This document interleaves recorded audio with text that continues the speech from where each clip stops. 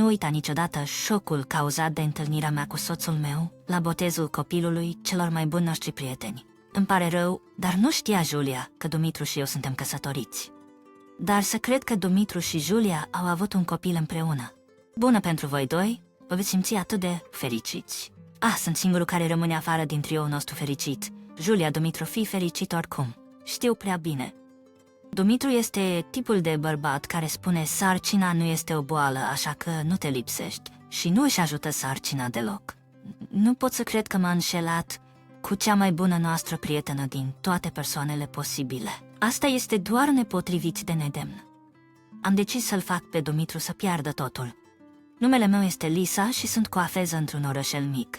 Este acolo unde m-am născut și unde am crescut, nu atât de strălucit ca orașul, dar un loc confortabil de viață. Sensul comunității este just right și este foarte cald. Dumitru și eu eram colegi de liceu. În trecut, Julia, Dumitru și eu formam un trio neîntrerupt în cercul nostru, mereu împreună.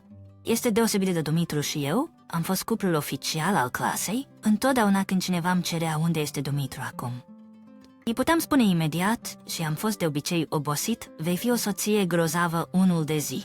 Julia, membru celălalt al triului nostru, asculta mereu muzică străină sau radioul cu căști, visând să meargă peste hotare.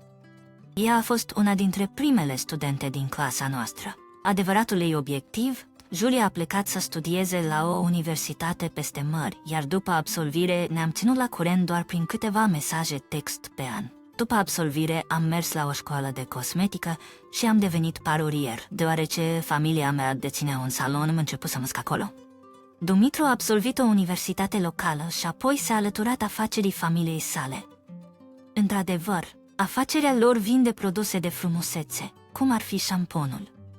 Într-un fel, afacerea lor este un partener de afaceri al salonului familiei mele. Această sinergie a fost de asemenea o cauză pentru ca oamenii să se bârfească despre relația noastră. Dumitru este un tip taciturn, nu vorbește mult, într-o oarecare măsură opusul meu, care sunt destul de locoacă, dar într-un fel am clicat, iar relația noastră din liceu a continuat, conducându-ne la logotna și căsătoria noastră naturale fără nicio propunere formală. Am cumpărat o casă în oraș și am început noua noastră viață într-un spațios cămin. După o perioadă am rămas însarcinată. Eram atât de fericită să aștept un copil cu Dumitru, iar în noaptea aceea am împărtășit vestea cu entuziasm. Dumitru, ghici ce? Sunt însărcinată. M-am așteptat ca Dumitru să fie entuziasmat, dar reacția lui a fost sub nivelul așa zisului. Asta e adevărat. Nu ești fericit? Dumitru rămăsese în tăcere, manipulând telefonul să-și caute data nașterii și povești despre nașteri. Copilul tău va fi născut anul viitor, așa-i. Asigură-te că îți faci treaba înainte de atunci. Asigură-te să încheiești treaba până atunci. Ce altceva există? Bine, nimic, dar am fost de fapt dezamăgită de atitudinea lui Dumitru. Dar m-am confruntat de curând cu o situație pe nu mi-am ignora. Prima sarcină a fost mai dificilă decât imaginam. Am lucrat full-time, dar probleme de sănătate subite și vizitele la medic au făcut-o dificilă. Reluctant, am hotărât să încep să-mi fac concediu de maternitate mai devreme decât de obicei pentru a putea să mă concentrez asupra sănătății mele. Dar Dumitru nu a luat în considerare sentimentele mele deloc. El a căutat perioada legală de concediu de maternitate pe telefon și m-a confruntat cu ea. Concediul de maternitate este legal 6 săptămâni înainte de naștere. Nu este așa. Nu e prea devreme. Lucrul meu este fizic dificil și sănătatea tuturor este diferită. Pe lângă asta, mama mea a spus că se va ocupa de salon. Sarcina nu este o boală, nu te încurajezi prea mult. Dacă ești așa, nu poți să aștepți nimic bun de la copilul nostru, a spus el, chiar dacă este și copilul lui. Dacă copilul meu nu este inteligent, ceva nu este în regulă. Tu trebuie să faci efortul și tu. Dacă te transformi într-o femeie de casă faină, îmi voi da divorțul imediat. Ai neglijat recent munca gospodărească. Nu e adevărat. Mâncarea nu e prea bună, iar casa e un dezastru. Nu pot să mă descurc cu tot. Sunt limitat în ceea ce pot mânca în prezent. Nu ai putut să pregătești cel puțin prânzul tău? Dar Dumitru s-a bazat mereu pe mine prin munca gospodărească.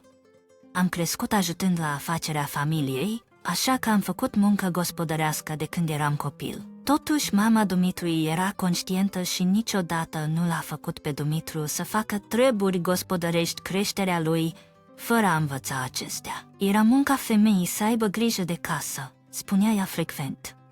Deși admir respectul ei, l-a lăsat pe Dumitru lipsit de orice cunoștințe chiar despre spălarea rufelor. Aceasta a fost una dintre frustrările mele secrete. Pe când mă gândeam cum să discut cu Dumitru despre acest subiect, am simțit nevoia să merg la toaletă.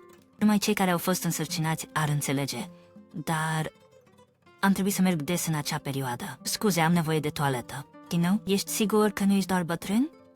Încet, încet, îți plângi mereu despre sănătate, ca să trăiești cu o bunică.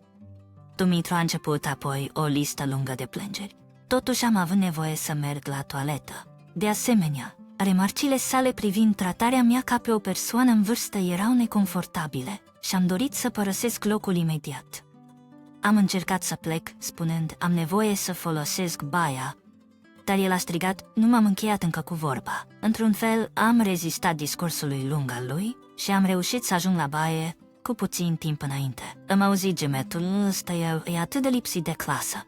În spatele Ceaucest, când ne-am căsătorit, m-a atras calmul și imperturbabilitatea lui Dumitru, dar de când sunt însărcinată, a fost totul invers. El mă compare chiar și cu oameni pe care îi citește online. Ioana a revenit la lucru imediat după naștere și arăta perfect. Nu vei face același lucru, nu-i așa? Nu știu, nu mă compara cu asemenea persoane. Sunt amândoi oameni, doar încearcă. Nu mă dezamăgește prea mult. Aparent, așteptările lui Dumitru sunt ridicol de mari.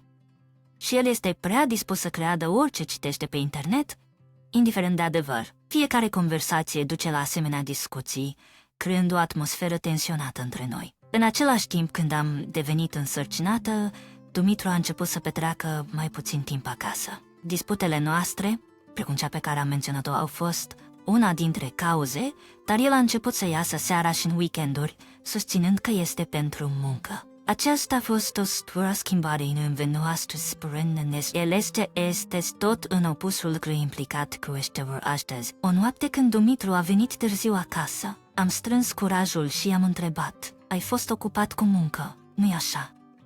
Expandez baza noastră de clienți. Aceasta face parte și de la slujba mea. Oprește-te să mai pipai. Vocea lui Dumitru era atât de tare încât puteam să o auzi dincolo de perete. Puteam simți mirosul alcoolului pe respirația lui. Tu n-ai avut vreodată să bea pentru muncă înainte. Ce se întâmplă? Aceasta este ceva pe care nu știi să o înțelegi. În orice caz, tu. Așa a început Dumitru să-ți arate obitul sarcasm. Tu doar te odihnești acasă în timp ce eu muncesc toată ziua. Nu vreau să mai fie laș. Eu nu doar mă odihnesc, mă pregătitea pentru naștere. Asta nu este o scuză pentru ca să neglijezi treburile gospodărești. Tu aproape chiar nu mai îți puni machiajul, folosind sarcina ca pretext să te lasești. Ai fost pro. Am stins lacrimile mele și am mers să pun valiza lui Dumitru pe raft când ceva mic s-a repezit la pământ cu un cling. Ce este acest lucru? Cușete fără fir. Și le-am ridicat cu nepăsare și le-am privit mai ales. Ele erau micuțe cușete fără fir, având forma unor cercei împodobite într-o frumoasă culoare roz. Ei aveau un design care aparea să apeleze femeilor. Nu se iei prin geanta mea. Aceasta este o invazie a intimității mele. Dar eu fac asta întotdeauna. În orice caz, Dumitru, tu nu folosești de obicei budurile de auz. Dacă au fost pierdute, nu ar trebui să le returnăm. Aceasta este o problemă a mea. Ți se cere doar să te ocupi de treburile gospodărești. De ce nici măcar nu reușești să faci asta bine? Reacția lui Dumitru a fost excesiv de intensă, doar pentru că i-am punctat un obiect pierdut. Pe măsură ce am încercat să spun mai mult, am simțit un impact plictisitor pe stomac. Nu uita că ești întreținut. Dacă o mai faci, voi trebui să reevaluezi lucrurile. Nu puteam să cred ce se întâmplase. După ce Dumitru a mers în camera lui, m-am așezat pe jos, șocată, repetând evenimentele recente în mintea mea. Nu puteam să văd cum am făcut ceva să merit să fiu alungată. Nu puteam să înțeleg reacția lui Dumitru. În ziua următoare, am mers la spital pentru a verifica copilul, pretextând că am căzut acasă, deoarece nu puteam să mărturisesc că soțul meu mi-a dat un calchix. Fortunately, the baby was fine, but the area where I was kicked was bruised and discolored. Atunci a venit o veste bună. Am ajuns, cea mai bună prietenă a Julia a născut. Ea a mers la universitatea din străinătate și lucra acolo, dar părea că s-a întors în Statele Unite. Aș fi dorit să-l aduc pe Dumitru cu mine să o viziteze, păstrându-ne trioul nostru împreună, dar el era plecat într-o călătorie de afaceri. Așa că am mers singură să o felicit. În camera de spital strălucitoare plină de soare, Julia se afla în pat, arătând oarecum relaxată. Când am intrat, ea s-a ridicat să mă salute. O felicit pentru bebelușul tău. Uzmesc, Julia părea mai sofisticată decât când era studentă, ca dacă ar fi crescut cu adevărat. La pernă ei, am observat căști identice cu cele pe care le-am găsit în geanta lui Dumitru acum câteva zile. Ea părea să mă observe privirea. Oh, acestea?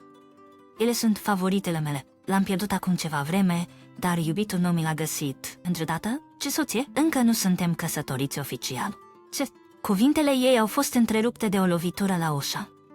La mina mea, Dumitru a intrat în cameră. Eram fără cuvinte de șoc. Îți este frică, nu? În realitate, eu am început să sortez cu Dumitru acum. Julia a spus, fără să știe că Dumitru și eu suntem căsătoriți. Ea zâmbea nevinovat în fața mea. Hei, bun venit! A trecut mult timp. Dumitru a spus nonșalant, mărire confuzia mea. O reuniune a vechii echipe. În realitate, pot să vă văd și eu că sunt însărcinată. Am spus simțind dorința de a spune totul, ne-am calmat puțin. Am un bebeluș în pântecele meu.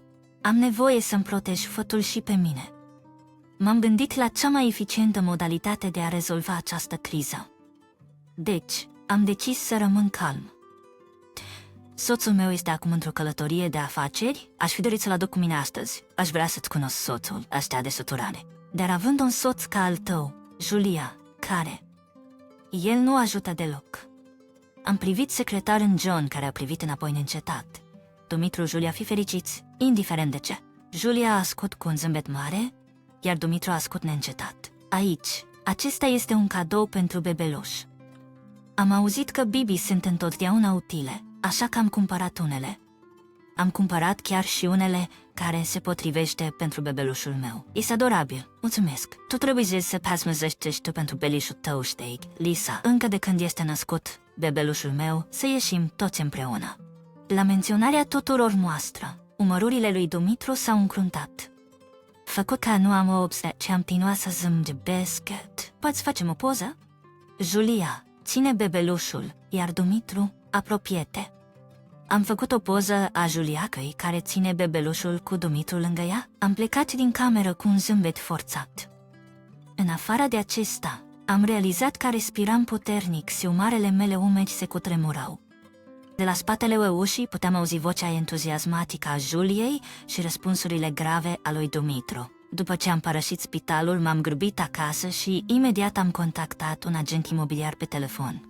Vreau să vind casa mea imediat. Da, o puteți înscrie acum.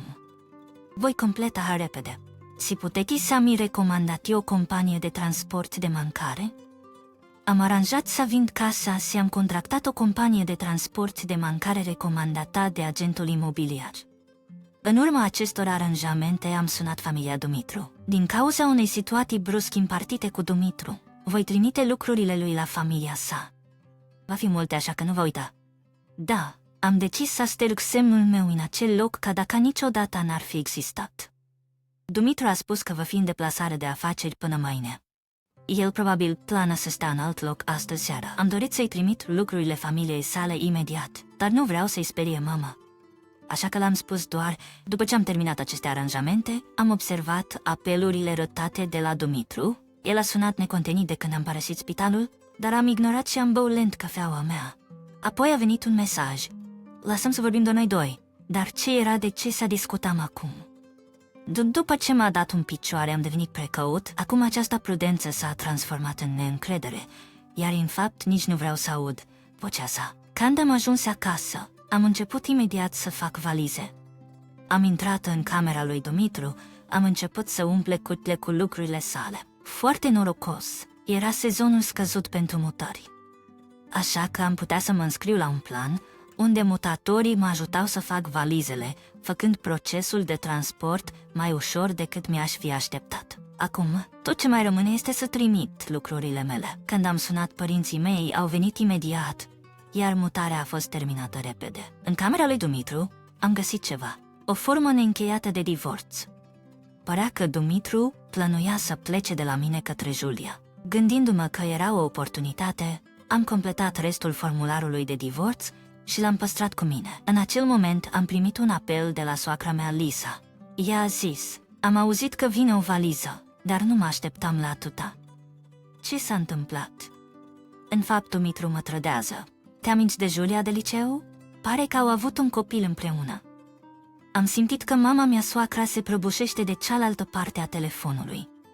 Am continuat, simțindu-mă vinovat pentru ea. Îmi pare rău, dar am dovezi.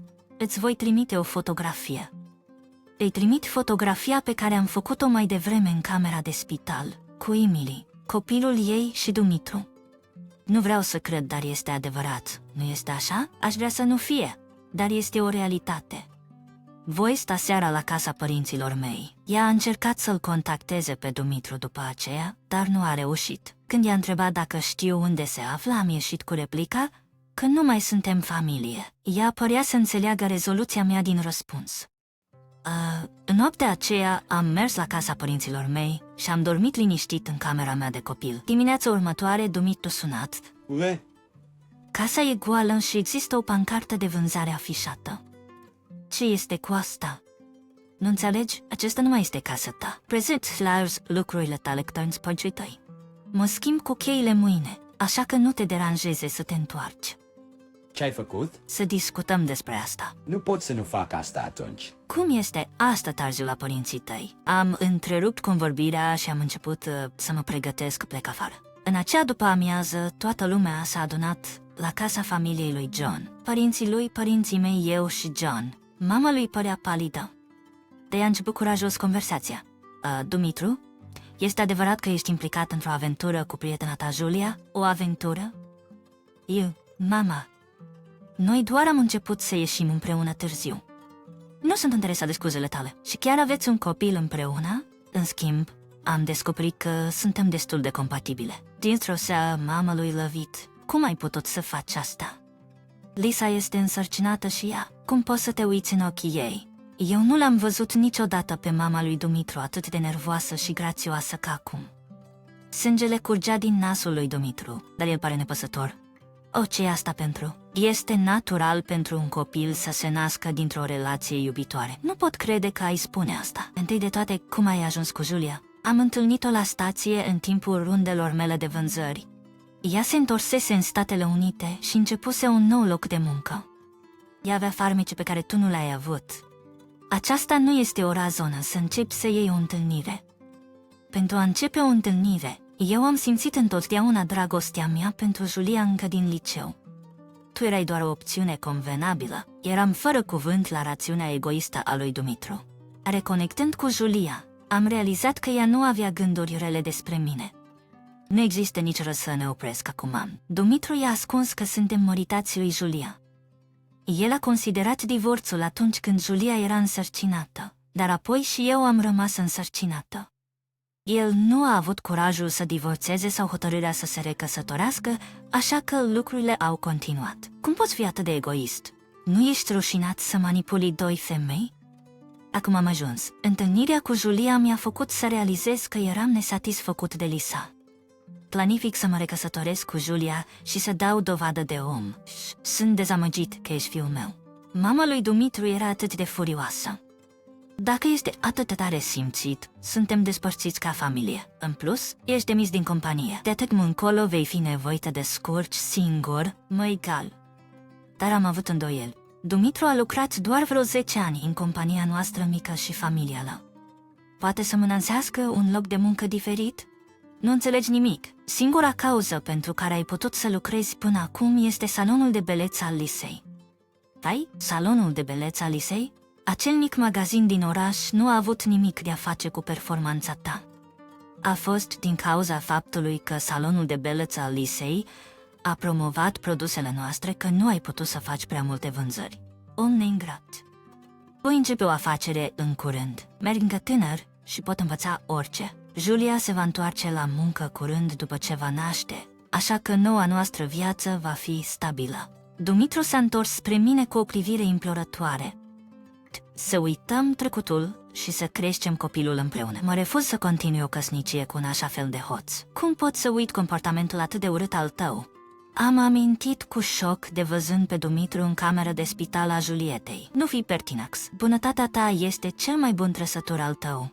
Dumitru a spus neputincios, nerenunțând, privindu-mă intens. Fața lui cu sânge uscat de nas arăta patetică. Am zguduit încet capul. Numai pentru că lucrurile nu au mers bine cu Julia, nu înseamnă că poți să te întoarce la mine. Vei suferi ridicând copilul singură. Ce vei face? Am întrebat. Am o profesie și sunt mai bine fără un tată ca tine. Am continuat. Nu sunt degeaba atât de naiv încât să mă agați de un bărbat inutil. Deja discutasem despre asta cu părinții mei, iar ei mi-au promis susținerea totală. Legăturile noastre în serviciul clientului, cunoșteam și un bun cabinet avocatură. I-am prezentat lui Dumitru actele de divorț găsite în dulapul lui. Ca puteți vedea, actele de divorț sunt gata. Singura rămasă este să le depunem la birou. Am zis să ne grăbim să rezolvăm pensia alimentară și susținerea copilului. L-am amintit, așteaptă. Trebuie să plătesc atât tine, cât și Juliei, ca zis. De acord? Tu ești încă legal, soțul meu, am răspuns. Dar nu uita să nu neglijezi nevoile Juliei, am avertizat. Avocatul este gata. Am exclamat. M-am dat seama că intram în travaliu în acel moment. Ședința s-a dizolvat imediat, iar părinții mei m-au dus rapid la cel mai apropiat spital. Totul s-a întâmplat atât de repede după aceea. Epuizată de discuția și nașterea copilului, m-am prăbușit în pat la spital și am dormit adânc. Chiar și atunci când asistentele medicale mă trezeau de când în când, aproape nu mă amintesc că am deschis ochii. În cele din urmă, am fost externată și am revenit acasă cu copilul meu, unde m-am pus la curent cu părinții mei. Mama mea, o cosmeticiană, își împrăștia discret discuțiile despre Dumitru. Mulți dintre clienții noștri sunt femei de casă. Câteva cuvinte mormăite de mama mea s-au transformat într-o întregă buclucă care s-a răspândit repede prin oraș. Între timp, Dumitru încerca să înființeze o companie de vânzări online, ceva pe care l-a simțit întotdeauna drag. El a luat mereu legăturile personale ușor și a căutat refugiu în internet. Însă el nu a putut egala puterea puterii de cuvânt în gură. Luptându-se să găsească o bancă care să-l finanțeze din cauza zvonurilor, ideea sa de afacere a ieșuat în stadiu incipient. El a primit o lecție aspra de la aceeași rețea mică de oraș pe care a păcălit-o odată. Există altceva care l-a lovit tare pe Dumitru. Discuția video cu Julia. Ea înregistrase întreaga discuție folosind o cameră separată. Julia a editat comportamentul egoist al lui Dumitru într-un video scurt și l-a împrăștiat printre colegii noștri de liceu. În consecință, Dumitru a pierdut toți prietenii și oricine ar fi putut să-l ajute. El a rămas singur să rezolve totul. Expulzat din casă, el a ajuns să doarmă în moteluri. Utilizând economiile sale, el căuta o nouă casă și un loc de muncă. Fără loc de muncă și fără o adresă fixă, a fost greu pentru el să găsească oricare dintre ele. În cele din urmă, el a găsit o slujbă de zilier și s-a luptat cu munca fizică nefamiliară. Totuși, nu l-am lăsat să scape. Acum am venit avertizându-l că dacă vreodată va lipsi de plată pentru pensia de susținere a copilului, voi exercita acțiuni legale pentru momentul în care m-a lovit în pântece. Am făcut fotografii ale rănilor mele și am păstrat dosarele spitalului care vor servi ca probe semnificative. Astfel, am solicitat divorțul și am aproape simultan cu nașterea, dar nu eram singură. Eu și Julia am decis să trăim împreună într-un apartament spațios. Acum este o gospodărie de 4 persoane, mine, Julia și bebelușii noștri. Copiii se înțeleg ca frați. Eu, Julia, fiind cele mai bune prietene, am crescut mai aproape de când Dumitru a plecat. Noi ne dăm reciproc concedii pentru a avea grijă de fiecare altuia bebeluș, ceea ce ne permite să lucrăm și să avem timp personal. Planificăm să facem debutul nostru în parc împreună odată ce copiii sunt puțin mai mari. În prezent, mă bucur de acest stil de viață confortabil. O fiică bolnavă este doar o pierdere și nicio folosire. Nu am nevoie de asemenea un copil. sunteți o pereche fără copii. Așa că este perfect pentru dumneavoastră, nu este așa? Să fii recunoscător fiicei tale. Sora mea a venit la casa noastră și mi-a spus asta. Fiica săracă, care părea să realizeze că este abandonată de mama ei, arăta ca dacă era pe punctul de a plânge. Încă de la naștere, sora mea, care era lăsată să facă ce vrea, a rămas cu o minte de 3 ani. Chiar și după ce a devenit adult, s-a măritat și a avut un copil. În cele din urmă, obosită de capriciile surorii mele, soțul ei a părăsit-o și ea s-a întors acasă la părinți. Acum încearcă să se recăsătorească și mi-aruncă fiica în brațe, deoarece e în cala ei. 10 ani și 11 luni mai târziu, sora mea, care se recăsătorise cu un președinte de companie și se plimba ca soția președintelui, s-a întors la mine. Ea nu se asemăna deloc cu soția unui președinte de companie, slăbuță și emanând mirosuri neplăcute. Sora mea, care mă abandonase pe fiica mea, acum se întorcea cu față de loc, fără rușine, cerând ajutor. Dar schemele răutăcioase ale surorii mele au fost descoperite, ducând la o tragedie și mai mare. Sunt o femeie căsătorită, în cursul târzii 30, am o soră mai mare. Sora mea s-a născut bolnavă și a crescut crezând că ei a fost dreptul să monopolizeze dragostea părinților mei.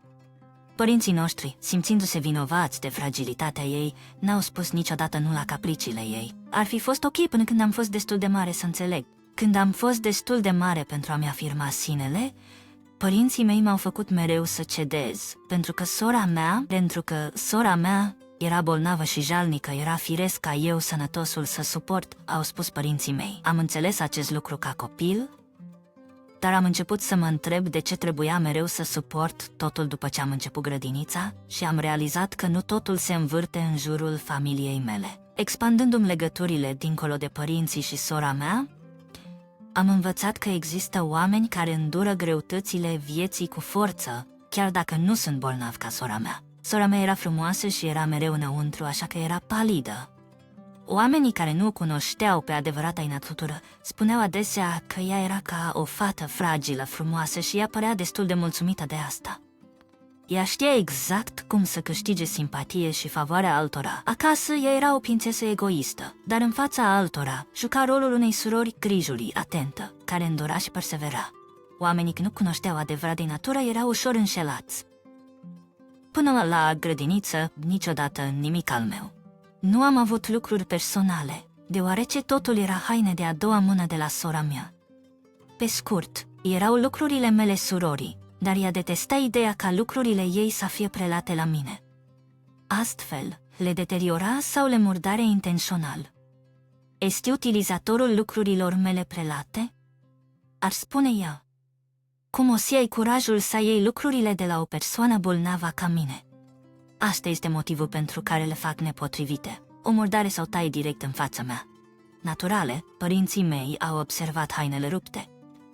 Dar surorile mele a revendicat cool că nu am vrut hainele ei prelate și le-am stricat în fața ei. Părinții mei au spus că nu vor cumpăra lucruri noi pentru un copil care nu le ia în grijă, așa că am trebuit să poarte nestricate. Trebuie să fii recunoscător și să poarte cu grijă ce ți-a dat surorile bolnave cu grijă, au spus. Când ies în haine stricate, unii vecini s-au inchietat dacă sunt maltratat. Când repet să spun ce mi-a spus să spun, ei mă lăudau ca un copil bun și iubitor de soră și uneori reparau părțile rupte pentru mine. Când am început grădinița, părinții mei nu au mai putut să mențină pretextul și, în cele din urmă, m-au cumpărat haine, un sac și alte lucruri necesare. Surorile mele nu a fost niciodată la grădiniță din cauza fragilității ei, așa că nu erau haine prelate. Eu eram fericit să am haine și un sac de copil de sine. Dar surorile mele au fost rezente că am mers la grădiniță și am avut lucruri pe care nu le-a avut niciodată. Ea frecvent lua sacul și cutia cu prânz. Atunci ea revendicul că m-am văzut punându-l într-un loc diferit, transferând vina asupra mea. Eram ilustrat aspru de mama mea. Asta este când am realizat. Nu numai că nu trebuia să-mi defie surorile, ci nici să-mi arăt fericirea sau mândria în fața ei. Am trebuit să rămân tăcut și să-mi stăpânesc prezența în fața ei pentru a o evita pe sora mea. Asta este momentul când am realizat că nu am loc în casa asta. au găsit medicamente eficiente pentru boala surorii mele. După ce au încercat mai multe, ea s-a recuperat până la punctul în care avea un corp sănătos.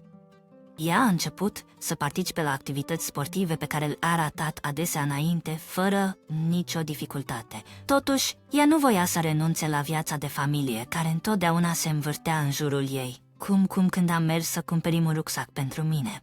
Sora mea voia unul nou deoarece se plictisea de cel actual. Spuneam că vechiul ar fi bun pentru mine, dar părinții mei considerau că este nedrept să fiu singurul cu a doua mână atunci când toată lumea altora avea rucsaci noi. A fost la fel cu stilourile noi și hainele. În ceea ce privește hainele, sora mea era subțire și eu am crescut mai mult conform vârstei mele, așa că hainele de a doua mână nu mai erau fezabile. Părinții mei, care întotdeauna au dat prioritate surorii mele bolnave, au început să ne trateze mai echitabil pe măsură ce ea se recupera. Ei mi-au spus de obicei să suport, deoarece sora mea era bolnavă, dar acum i-au spus să-și ajute cât mai mult deoarece ea era sora cea mare. Ea a rezistat, aruncând lucruri în jur sau strigând atât de tare încât putea fi auzită de vecini când părinții ei nu ascultau. În cele din urmă, cererile ei erau ațea îndeplinite. Interesant, strigătele pe care le făcea erau culpate pe mine, spunând că sunt capricios sau egoist. Când a devenit un problem la școală și în cartier, toată lumea credea că sunt eu cauzând probleme, lăudând sora mea pentru toleranța ei față de un frate mai mic dificil. M-am gândit la mine, ei nu știu nimic, dar fac comentarii atât de neîntemeiate. Când sora mea a absolvit școala elementară, am fost aliniați că nu vom mai fi în aceeași școală. În școala gimnazială unde ea deja absolvise, am fost fericit că nu sunt comparat cu ea. M-am implicat treptat mai mult în echipa de sport, în timp ce ea a început să se întâlnească cu băieți flamboieni de la alte școli. Am continuat sporturile pe care le-am început în gimnaziu prin colegiu și am obținut o slujbă la o companie locală. Sora mea, deși a mers la colegiu, nu a căutat o slujbă și a trăit doar de bani de la părinții noștri. Ea s-a căsătorit repede cu un bărbat cu care s-a reîntâlnit la facultate. Inițial, soțul ei a tolerat-o pe ea, spunând că un mic egoism într-o femeie era încântător. Dar după ce a avut un copil și a continuat comportamentul ei egoist, el nu a putut să mai suporte și a plecat când fiica lor avea 4 ani. M-am simțit că el era gata să renunțe la tot, doar ca să scape de sora mea. Un an înainte de divorțul surorii mele, m-am căsătorit cu o colegă care era, de fapt, cu 4 ani mai în vârstă decât mine. Fiica mea, ca sora mea în zilele ei de tinerețe, dorea totul nou și strălucitor. Sora mea, în copilărie, era fragilă. Ar fi crezut că ea, după ce a trecut prin același lucru, ar fi fost înțelegătoare și ar fi făcut-o pe fiica ei centrul vieții. Dar ea era diferită. Îmi deranjează să privesc pe fiica mea. Ce este de punctul de a trăi dacă ea nu poate face nimic normal? Sora mea spunea mereu asta fiicei ei, în mod ciudat, sora mea a refuzat să o lase pe fostul ei soț să aibă grijă de fiica lor. Căsătoria mea cu mine a însemnat că soțul meu a învățat brusc toată drama familiei. Eu m-am înspăimântat că el va fi revoltat și va considera divorțul. După toate, cine vrea să se ocupe de rudele într-o familie problematică? Dar el m-a tranquilizat, spunând că deși căsătoria leagă familiile, ea este în fond despre indivizii implicați. El s-a angajat să stea lângă mine și să depășească împreună greutățile. Și el a dovedit acest lucru de mai multe ori. După divorțul surorii mele, ea a luat-o pe fiica ei și s-a mutat înapoi acasă. Soțul meu și eu am instalat acasă, lângă casa părinților mei. El a sugerat să trăim lângă părinții mei astfel, încât să putem să-i ajutăm dacă ar fi nevoie. Când sora mea s-a căsătorit, ea n-a dorit să trăiască lângă casa noastră a părinților. Au spus și cu toate acestea, la surprinderea noastră, ea s-a întors acasă după divorțul ei. Mândria ei era la fel de puternică ca niciodată. În primele momente, ea i-a ajutat pe părinți să aibă grijă de fiica ei, dar cu timpul a început să o lase cu ei tot mai mult, preferând să iasă și să se distreze. Părinții noștri au făcut tot ce au putut să nu ne încarcă, chiar dacă trăiam în apropiere. Dar în cele din urmă ne-am găsit că ne ocupăm de fiica nepoatei noastre mai des. eram precaut știind că-i fiica surorii mele. Încă am înfăptuit soțului meu despre lunga istorie a comportamentului nerezonabil al surorii mele, pregătindu-le pentru cel mai rău. Însă nepoata mea s-a dovedit a fi un copil foarte bun, diferit de mama ei. La început, nepoata mea era rezervată și părea speriată în jurul noastră, dar s-a încălzit după ce am petrecut ceva timp împreună. În curând m-am dat seama că teama ei provenea de faptul că sora mea striga asupra ei. Părinții mei au mai cerut și noi să fim comprensivi. Lentement, nepoata mea a început să-și ajute în casă și a urmat instrucțiunile bine. Cred că tatăl ei, fostul cumnat al meu, a cred-o bine. Nepoata mea a crescut mai mult fără dragostea mamei ei, ducându-se între casa părinților mei și a noastră până când a fost 6. Atunci, uneia zilei, sora mea, magastăna noastră, cu nepoților, mă căsătoresc din nou cu președintele unei companii. El nu vrea o copilă bolnăvicioasă pentru că sunt doar găuri de buzunar și rău aiurea. Ea a hezitat înainte de a continua. Luați această copilă pentru fericirea mea. Mațați-mă și măi măi să vă și să lase-mă și iarăși, când am întrebat dacă părinții noștri știu despre asta, ea a răspuns brusc că nu e afacerea mea și a insistat să fac ce mi se spune. Nu spuneți nimănui, nici măcar tatălui ei. Oficial, ea rămâne cu mine și voi, oamenii fără copii, faceți o favoare. Ea a zâmbit. Să rămân la povestea asta, eram îndumnezeit. Nepoata mea, care poate să nu fi înțeles în totalitate, a cunoscut clar că este abandonată de mama ei. Cât de trist era că chiar o mamă atât de urâtă înseamnă ceva pentru ea. Dacă o veți împinge pe ea asupra noastră, atunci nu vom fi doar păzitorii oarecare ai nepoatei noastre. Vom adopta-o legal și o vom crește ca pe propriul nostru copil. În acest timp, am născut un băiat sănătos. Măsina mea nepoată l-a tratat pe el ca pe fratele său adevărat și a participat activ la îngrijirea sa. Sănătatea ei fragilă, o preocupare din copilărie, s-a îmbunătățit sub îngrijirea medicului fostului meu doctor de soră. Până la liceul de mijloc, ea s-a dezvoltat fizic ca și colegii ei și a devenit mai puternică. Doctorul a menționat că factori de mediu pot contribui la sănătatea fragilă. Sora mea i-a relegat nepoatei mele bolnăvicioase poziția de copil greu de îngrijit și a neglijat să îmbunătățească starea ei. Poate a fost motivul pentru care nepoata mea a avut nevoie de atâta timp pentru a deveni mai puternică. Pe măsură ce nepoata mea a crescut mai sănătoasă, ea a devenit mai activă în absorbirea diverselor experiențe. Noi am încurajat interesele ei fără a o forța să facă ceva. Am dorit să învețe în fețe că uneori este necesar să renunți, deoarece nu toate experiențele sunt o pierdere de timp. Acest punct de vedere poate rezulta din tinerețea mea petrecută în sport, unde accidentele sunt frecvente și trebuie să decidă dacă să continui sau să aleg o cale diferită. Am avut diverse preocupări, dar în cele din urmă este de datoria mea să decid. În cele din urmă este responsabilitatea individului de a decide și de a prelua responsabilitatea pentru alegerea lor. Am întrebat dacă nepoata mea este pregătită să preia răspunderea pentru renunțarea la ceva și dacă nu va avea remușcări sau nu va acuza alții pentru deciziile ei. Ea ne-a asigurat că orice decizie pe care o va lua este responsabilitatea ei, așa că nu am spus nimic mai mult. Măsina mea nepoată a încercat diverse sporturi, dar nu a excelat niciodată la nivelul mediu. Deși soțul meu și eu sunt entuziaști de sport, nu ne-am împins niciodată interesele noastre asupra ei. Ea era creativă și pricepută, fiind printre cei mai buni elevi și mereu printre cei mai buni elevi. Ea a mers la o școală privată cunoscută pentru abordarea unică a educației, care se concentrează asupra academelor, dar și asupra cultivării individualității fiecărui student. În această școală, nepoata mea și o prietenă au devenit pasionate de dezvoltarea unui nou produs.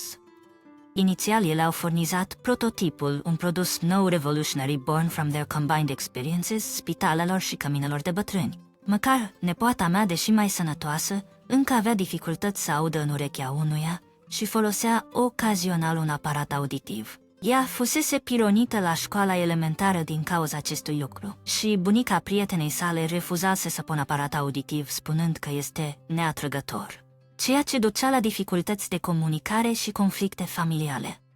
Apoi au venit cu idei, ce se întâmplă dacă aparatele auditive ar fi accesorii drăguțe sau stilate. Au început prin atașarea designurilor la aparatele auditive existente, Ceea ce neașteptat a devenit popular. O companie de auditive a plus o colaborare și-au decis să înceapă o fastispă ca întrepriv până în ortrele liceul Ventudos Kielke. Produsul lor a fost prezentat în ziarul regional și ulterior introdus în emisiunile de televiziune locală. Prezentat la televiziunea locală, zvonurile despre afacerea nepoatei mele s-au răspândit, iar profiturile au crescut spectaculos.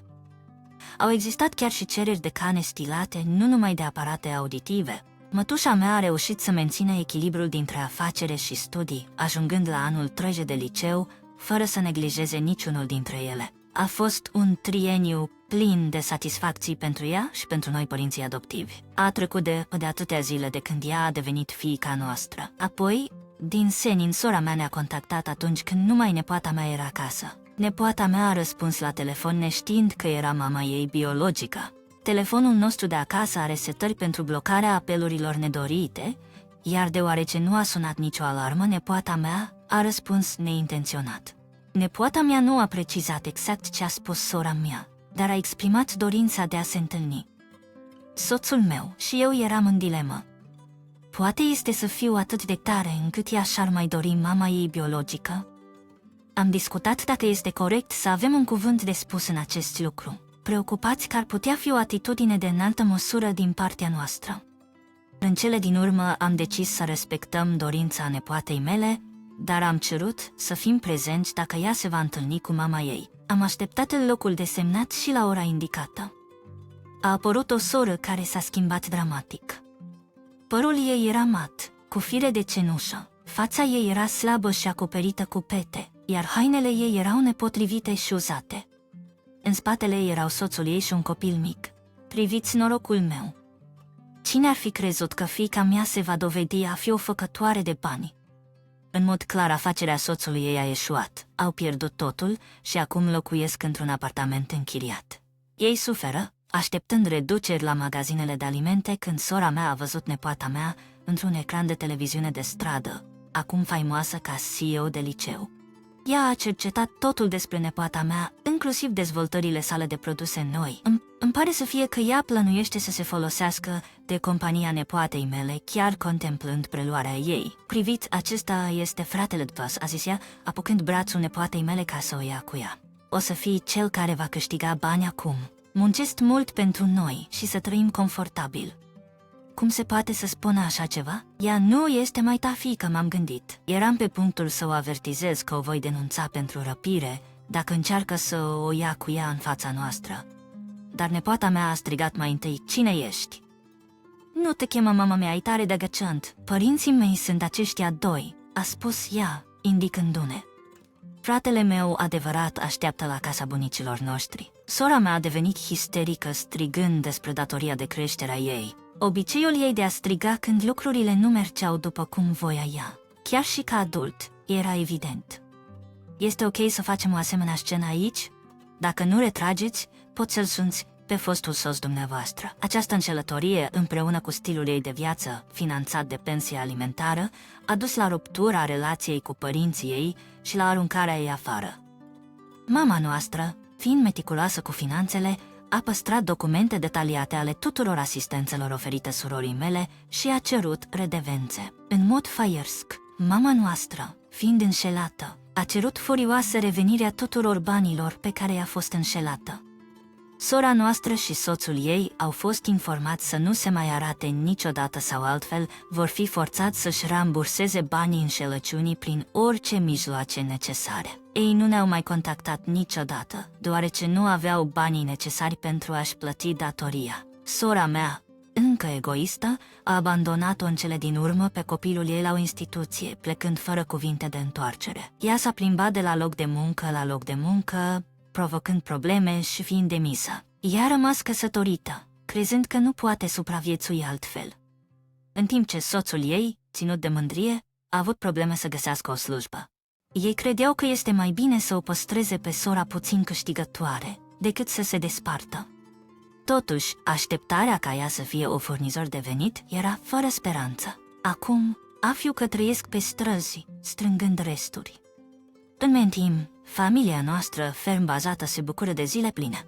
Nepoata mea se pregătește să susțină examenele de admitere la universitate, visând să studieze managementul afacerilor în străinătate și să extindă afacerea ei actuală. Eu îi susțin cu inimă deschisă în aceste încercări. Mama, nu pot să mai țin. Este imposibil cu doar $100 pe lună pentru cheltuielile mele de buzunar. Julia, fiica mea care s-a mutat la New York pentru colegiu, a venit acasă de mai multe ori pe an, dar niciodată nu am auzit o plângere atât de mare de la ea. $2,200? Poate că banii au fost transferați în contul greșit? Greșeală? Nu ar putea fi. Dacă transferul ar fi fost greșit, aș fi auzit de la socru și socrula mea. Lunar. Se facea transferul alocației lunare pe contul lor.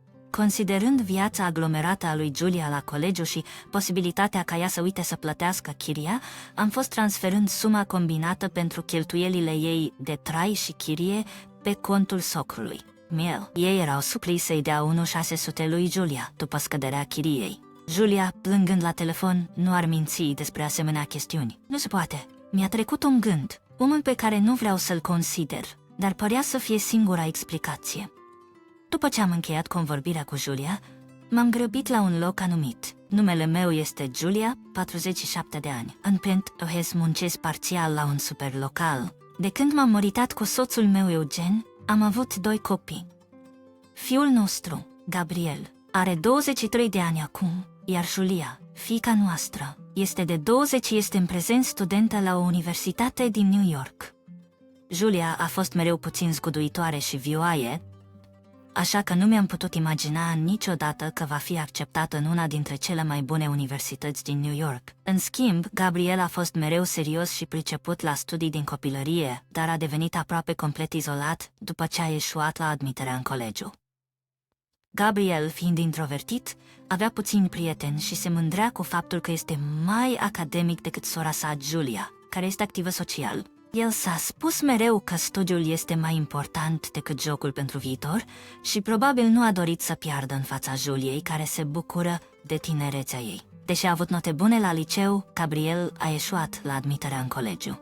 Toată lumea credea că admiterea lui este o certitudine, așa că șocul pentru el a fost enorm. El nu înțelegea de ce a eșuat. În ziua rezultatelor, așteptându-se la succesul său, ne-am pregătit un masa fastuoasă și am așteptat întoarcerea sa.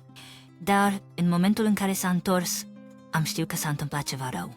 El avea o privire de disperare pe care nu o văzusem niciodată mai înainte. De atunci, Gabriel a ieșit rareori din camera sa. El nu este agresiv față de noi și comunică când este necesar, dar nu arată nicio intenție de a lucra.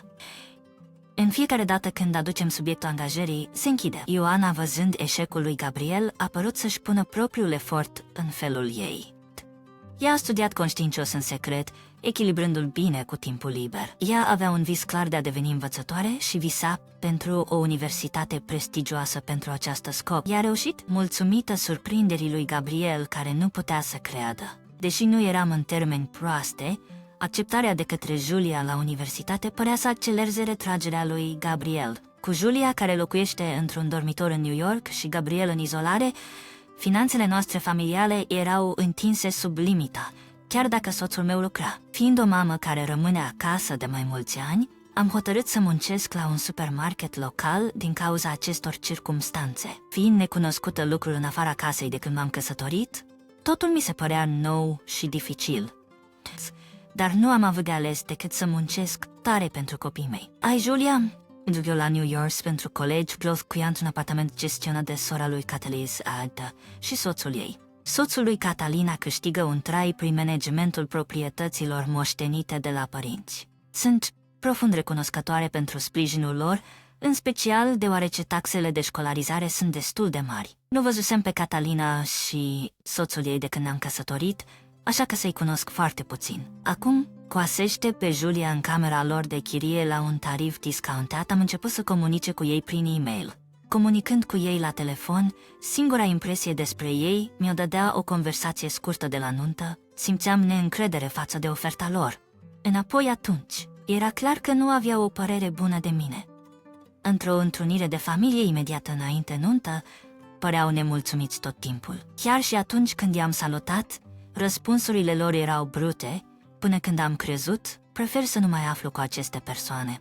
Nu ne interacționam de mult timp, dar Cu înscrierea lui Julia la colegiu, Eugen a intrat în contact cu ei. Îți vei păstra legătura cu sora ta în mod regulat? Întreba eu, simțindu-mă nervos, dar răspunsul lui a fost vag. Da, am ocazional și eu o încredere completă în sora mea. Era clar că nu era un contact strâns, dar Eugen părea să aibă o încredere mare în sora sa. Nu vreau să sunt separamar, așa că am acceptat să oferă. Julia, de asemenea, părea sceptică față de dependența de o mătușă pe care nu o cunoscuse niciodată, dar nu putea să se plângă. Ea a rapid acceptat propunerea noastră. În momentul în care Julia s-a mutat în apartamentul Catalinei, Eugen a început să primească apeluri frecvente de la sora sa. Am crezut că e doar preocupată dar ascultând conversațiile lor nu pare asta. Ea doar e nervoasă pentru că nu v-a văzut de ani de zile. Poți da o sânsă, am întrebat. Mă pare că Catalina și soțul ei nu sunt mulțumiți de comportamentul Julietei. Dar ce se așteptau ei de la Julia, nepoata lor? Anxietatea mea creștea zi de zi. Poate pot să le fac trupa acestor oameni cu Julia? Am întrebat subtil lui Eugen dacă Julia se înțelege cu ei, dar el a evitat mereu întrebarea. Julia nu mi-ar spune adevărul din considerație, așa că tot ce pot să fac este să-i fac trupa Catalinei și soțului ei. Dar această încredere a fost curând minată. Un singur zi, când Dumitru și eu facem cumpărături într-un magazin universal, eu cumpăr grocerii în timp ce Dumitru vrea să verifice un alt etaj. Nu având niciun motiv de obiecta, l-am lăsat să meargă. Am terminat cumpărăturile mai repede decât am așteptat și am mers să-l caut la etajul 2. Doar ca să fiu pe punctul de a-l suna, l-am văzut într-un magazin de marcă de lux. Ce faci aici?" am întrebat, simțindu-mi neplăcutul. M-am apropiat de el și am întrebat, ce faci aici? Frustrat de apariția bruscă a mea, Dumitru a arătat semne vizibile de neliniști. Băiețul Eugen a semănat a fi cumpărat ceva, iar o persoană de la vânzări îl păcălea. Mi-a cerut să confirm dresul de livrare. Am aflat prin interogarea lui Jeff că achiziția era pentru Catalina. Ea se ocupă de Julia, iar ea a insistat asupra unui cadou, a explicat. Uimită, am sugerat imediat mutarea Juliei în alt loc. Dar Jeff a refuzat, spunând că ar fi lipsit de respect față de Catalina și soțul ei. Foarte norocoși, Julia părea neatinsă, iar Jeff părea să nu fie conștient de situație. Neatinsă, Jeff a pledat, lasăm să vedem cum se desfășoară lucrurile puțin mai departe. Suprapuse de sinceritatea lui șef, am fost de acord să mențin status quo. Despre un an după ce Julia a început colegiul, un apel telefonic de la ea a dezvăluit-o adevărat de șoc. Mama, nu pot să mai fac așa. Supraviețuind cu doar $100 pe lună este imposibil. Nu am auzit nimic așa de rău de la Julia, care a venit acasă de mai multe ori pe an. $2,200. Poate că transferul a ajuns în cont greșit? Nu, n-ar putea fi. Dacă ar fi, sora mea și soțul ei ar fi intrat în contact cu noi. Eram trimitea lunar asigurarea de $100 lui Florin pentru cheltuielile sale lunare. Am hotărât să trimit banii în contul lor, deoarece cu viața aglomerată a Juliei la colegiul în New York, uitarea plății chiriei ar fi fost dezastruoasă. Așa că trimiteam o sumă combinată pentru cheltuielile de trai și chirie în contul lor. Ei erau suprapați să dea Juliei $1,600 după scăderea chiriei. Eu, plângând la telefon, nu putea să mintă. Ea trebuia să trăiască pe muchie de cuțe. Am transferat rapid câțiva mii de dolari contului Julietei înainte de a verifica faptele cu soacra mea. Dar exista o altă persoană cu care trebuia să vorbesc înainte de asta. Fiul meu, Gabriel. El este cel care face tranzacțiile lunare către Julia. Deși Gabriel a fost închis în camera sa, îi cerusem să facă tranzacțiile astfel încât să iasă din camera sa de când în când. Îl credeam cu această sarcină importantă, sperând că ar fi semnificativ pentru el. Nu pot să-mi imaginez că Gabriel m-a furat sigurarea că l-a putea să știe ceva. Cu inima grea am lovit la ușa lui Gabriel. Gabriel, acab de primi un apel de la Julia. Ea spune că primește doar $100 pe lună. O suspine grea a venit din camera lui. Îmi credeți că am furat? Răspunsul direct m-a surprins. Simțind o ușoară îndoială, am negat prompt, dar Gabriel nu a răspuns mai departe. În noaptea aceea, când Eugen s-a întors acasă, am imediat împărtășit această situație ciudată. Eugen, trebuie să avem o discuție serioasă cu Gabriel. Jeff părea convins că Gabriel a furat banii, probabil considerând că are sens, date fiind starea retrasă a lui Chris și lipsa veniturilor. Pacete, probabil cumpărate online, erau livrate frecvent lui Chris. Deci nu a fost încă hotărât, nu este așa? Am întrebat dorind să cred în Chris. Deci nu a fost încă hotărât, nu este așa. Sora a răspuns iritabil. Îmi imaginez că sora mea a furat. Dacă ești atât de sigur, de ce nu o sun tu? Mi-am dat seama că e inutil să continui să discut cu Jeff, așa că am hotărât să contactez sora mea vitregă. Când i-am povestit despre apelul lui Emily, ea a reacționat atât de dramatic încât a fost chiar exagerat. Ce ai transferat $2,200? Eu primesc doar 700 pe lună. Ea ar fi trebuit să primească 600 pentru chirie, așa că reacția ei mi-a făcut să păstrez îndoiel de ce nu a considerat ciudată faptul că Emily, Julia, a primit doar 100. Jeff Eugen a spus că fiul tău este cel care face transferurile, nu este așa. Din tonul ei era clar că suspecta că Chris furat banii. Deci ce spui? Ești tu acuzăm că am furat banii pe care i-ai trimis. Ea era furioasă un moment și apoi a abandonat brusc telefonul. Câțiva zile după apelul lui Emily, am primit un apel de la un spital din New York pe telefonul meu mobil. S-a dovedit că Emily s-a prăbușit din cauza prea multului muncit și a fost dusă de urgență la spital. De către o asistentă medicală condus, am intrat în camera spitalului Juliete și am văzut-o așezată acolo mult mai slăbită decât înainte. Mama, mă scuze că te-am îngrijorat. A fluturat slab un zâmbet pentru mine, forțându-se. După apel am transferat câteva bani ei, dar pare că eforturile ei anterioare prea mari au luat la capăt. Ea mi-a spus că a lucrat schimburi de noapte după orele de curs în fiecare zi. Cu doar $100 de la sora mea vitregă, ea nu putea nici să acopere cheltuielile de utilități, nici mâncare și cheltuieli de transport. De ce nu ai spus nimic când ai venit acasă?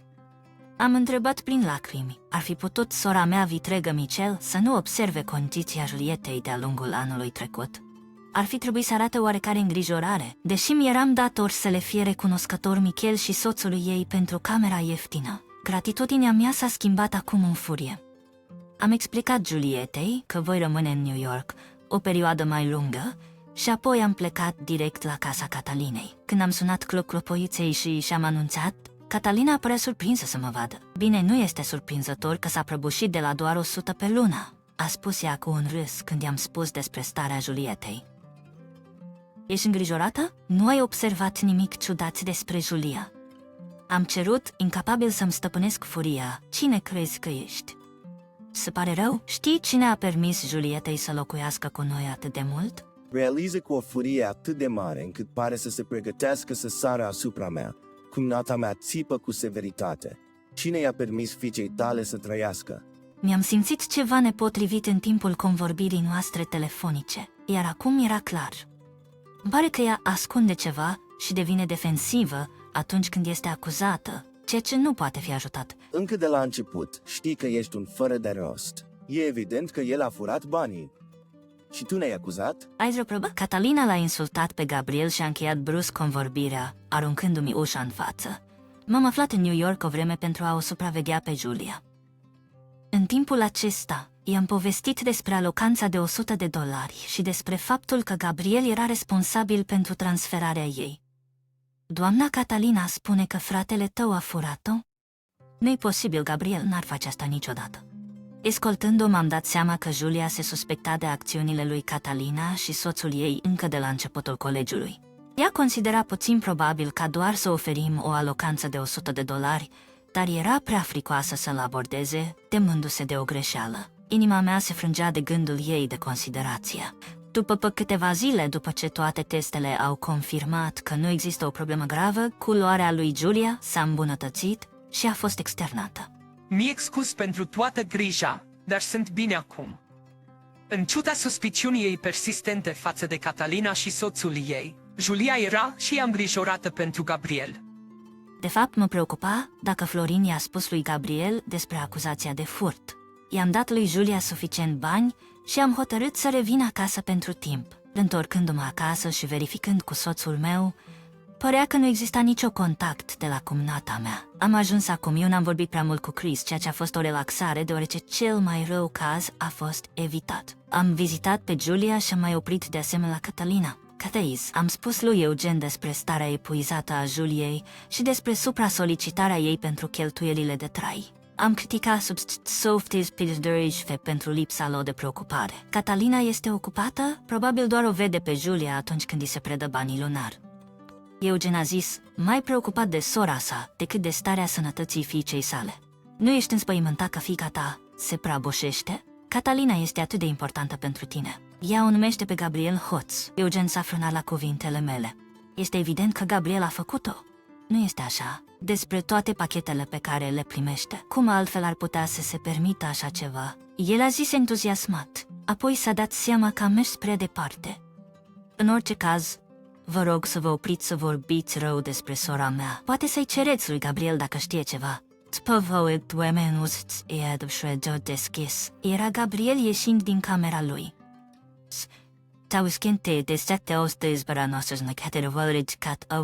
Descendând scara, Gabriel a dat un suspin mare și m-a privit în ochi. Eu jur, n-am furat nicio bani.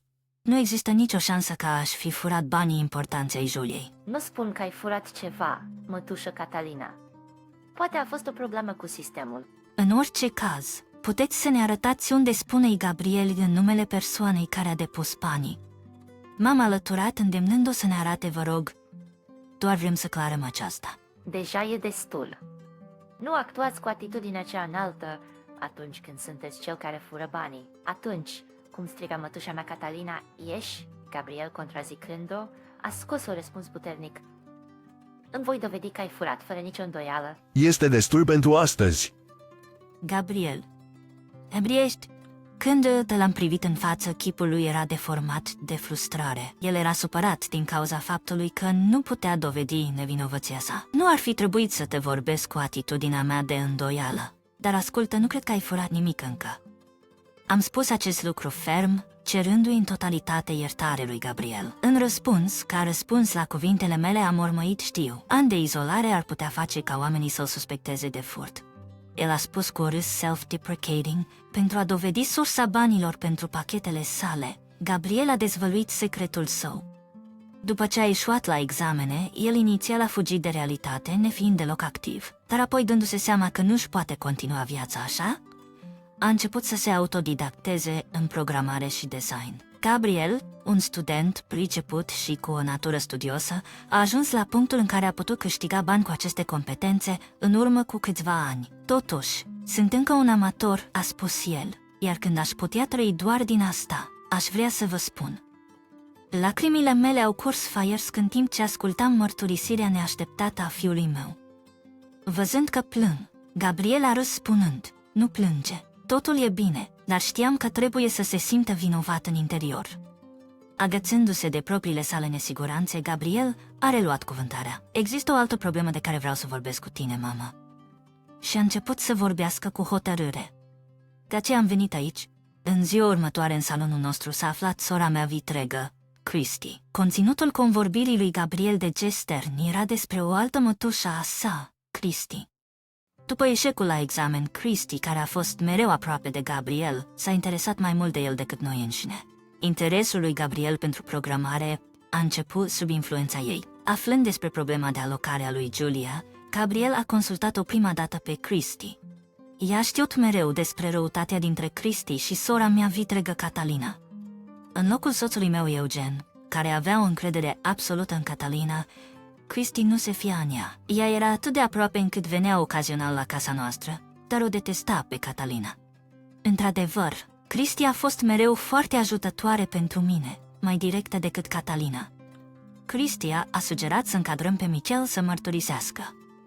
El părea vesel și fericit în preajma Christy, o raritate pentru mine. Recunoscător lui Christy pentru că a făcut pe Gabriel atât de fericit, am simțit că nu pot să o mulțumesc suficient. Acel prost, făcându-i să sufere pe dragul meu nepot și nepoata. Christy a zis, cu dorință de a o învăța pe Michel, așa cum ea și Gabriel plănuiau entuziasmat. Fără Christy, tremur de frică să mă gândesc ce ar fi putut să se întâmple cu Gabriel.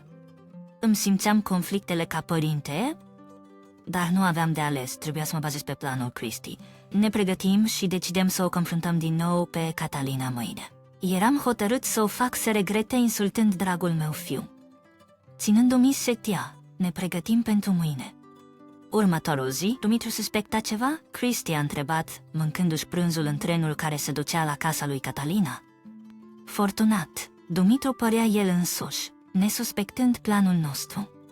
Eram înspăimântat că ar fi putut să se alieze cu sora sa dacă ar fi aflat despre planul nostru la acest punct. El se îngrijorează despre Gabriel și Julia, dar pentru o cauză necunoscută, nu îndrăznește să se ridice împotriva surorii sale.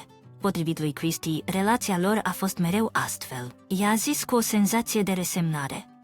În comparație cu soțul meu, serios și plictisitor, Cristi, luminos și fără griji. I-a crescut văzând-o pe sora sa lui Florin să domine fratele ei și a decis să nu se termine astfel. Cristi este încă singură și își câștigă existența ca freelancer. Deși Gabriel a eșuat la examene, vederea lui Cristi trăind independent și în condiții de libertate ar fi putut o inspira să nu renunțe. Am petrecut timpul bine împreună, dar curând vom ajunge la New York. Planul lui Cristi părea surprinzător de simplu, aproape copilăros, dar ea era sigură de sine. Aici e locul meu de excelență, a spus ea, indicând capul ei și privindu-mă și pe Gabriel cu un zâmbet.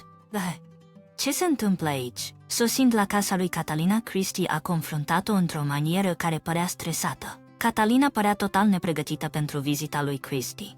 Am depus banii pentru Gabriel odată și acum sunt acuzată de furt. La instrucțiunile lui Cristi, Gabriel și eu ne-am ascuns lângă casa lui Catalina, privindu-le pe cele două. De ce ai făcut depunerea pentru Gabriel? Catalina a întrebat, furia ei evidentă, pentru că locuiesc în apropiere. În schimb, eu întrețin înregistrări corecte ale tranzacțiilor, a răspuns ea. La cuvintele ei, fața lui Catalina a devenit palidă. Ce vrei să spui cu asta? Ești și tu de acord că am furat? Cristi nu i-a lăsat să se descurce jucându-se nehotărâtă. Așa că unde a mers banii de $1.600? Nu te preocupa, voi lua dosarele de tranzacții și voi merge la Eugen. Când Cristi s-a întors să plece, Catalina a strigat imediat. Așteaptă. Așteaptă minuții, înțeleg. Planul lui Cristi a funcționat perfect, iar care le-a luat mica. Spunem că am fost informat de Gabriel ca să-mi permit să iau o parte din banii Julietei pentru mine. Este clar că Eugen va crede mie de că tu mi fiu retras. Marea mea sora, ești de acord că ai furat banii Julietei? Catalina, crezând că Cristi se ducea la ea, a sunat cu limba și a răspuns: Cum? De obicei cu tine. Este clar, nu. A fost precum am suspectat. Vedând această schimbare de vorbe, Gabriel a strigat: Aștia fiind, ești cea care a furat. Catalina a fost surprinsă de apariția bruscă a lui Gabriel. Ce faci tu aici? Confuz, a privit spre Cristi, care stătea învecinat, care nu a putut să se oprească să râdă. Marea mea sora este atât de naivă. Te-ai subestimat mereu, iar de aceea ai fost mințit atât de ușor. Cristi a devenit apoi serioasă și a scos telefonul. De altfel știi că am înregistrat conversația noastră. Catalina mărâi la Cristi cu resentiment. Apoi se întoarse să mă rog împreună cu mine și Gabriel. Ați fost atât de supărată. Nu am intenționat să deranjez Julia. A fost doar o clipă de slăbiciune. Gabriel, îmi pare rău că am spus așa de rele lucruri despre tine. Catalina a început brusc o tiradă și apoi acolo și chiar atunci s-a rugat să ne certe scuze, oprite, sis. Istor, voi informa pe Eugen. Așteaptă doar, fugi nu este de ajutor, știi. Stupefiată de cuvintele Cristi, sora mea a început să plângă acolo și chiar atunci, îndemnați de hai să plecăm al Cristi, Gabriel și eu, am hotărât să părăsim scena. În continuare, cei trei dintre noi ne-am îndreptat spre apartamentul Julietei. Adevărul întreg despre incident a fost dezvăluit de Cristi, dovedind nevinovăția lui Gabriel. Dar Julia nu a avut nicio îndoială despre Gabriel, am explicat, dar părea că cei doi frați s-au înțeles bine unii pe alții. În orice caz, s-a hotărât să ne mutăm imediat din apartament. Din cauza greutăților anului trecut, nu era practic nicio bagajă în cameră. A durat mai puțin de o oră să împachetăm totul. Hai acasă pentru moment. După o masă ușoară, cei 4 dintre noi ne-am întors la casa unde Eugen aștepta. Eu văd. Auzind explicația noastră și radu pe Julia acasă, Eugen a tras un suspin adânc. I-am redat înregistrarea pe care Cristi a făcut-o de conversația sa cu Catalina și am explicat totul. Șocat să afle de crima surorii sale, Eugen a părut profund afectat. Însă acceptând adevărul a vorbit greu. Gabriel, îmi cer cu adevărat scuze pentru ce am crezut că ai fi putut face. Gabriel a acceptat scuza cu un nod. Cristi, trimite-mi acel fișier audio. Merg acum la poliție. Eugen, hotărât, a decis să raporteze furtul făcut de Catalina și soțul ei la poliție. A trebuit să ia curaj enorm pentru a hotăra asta. O zi sau două mai târziu, poliția informată de Eugen a arestat pe Catalina și soțul ei. Dovezile furtului erau clare în contul lor bancar, iar ei au recunoscut repede. Pentru o companie de imobiliare care se bazează pe încredere, arestarea a fost devastatoare.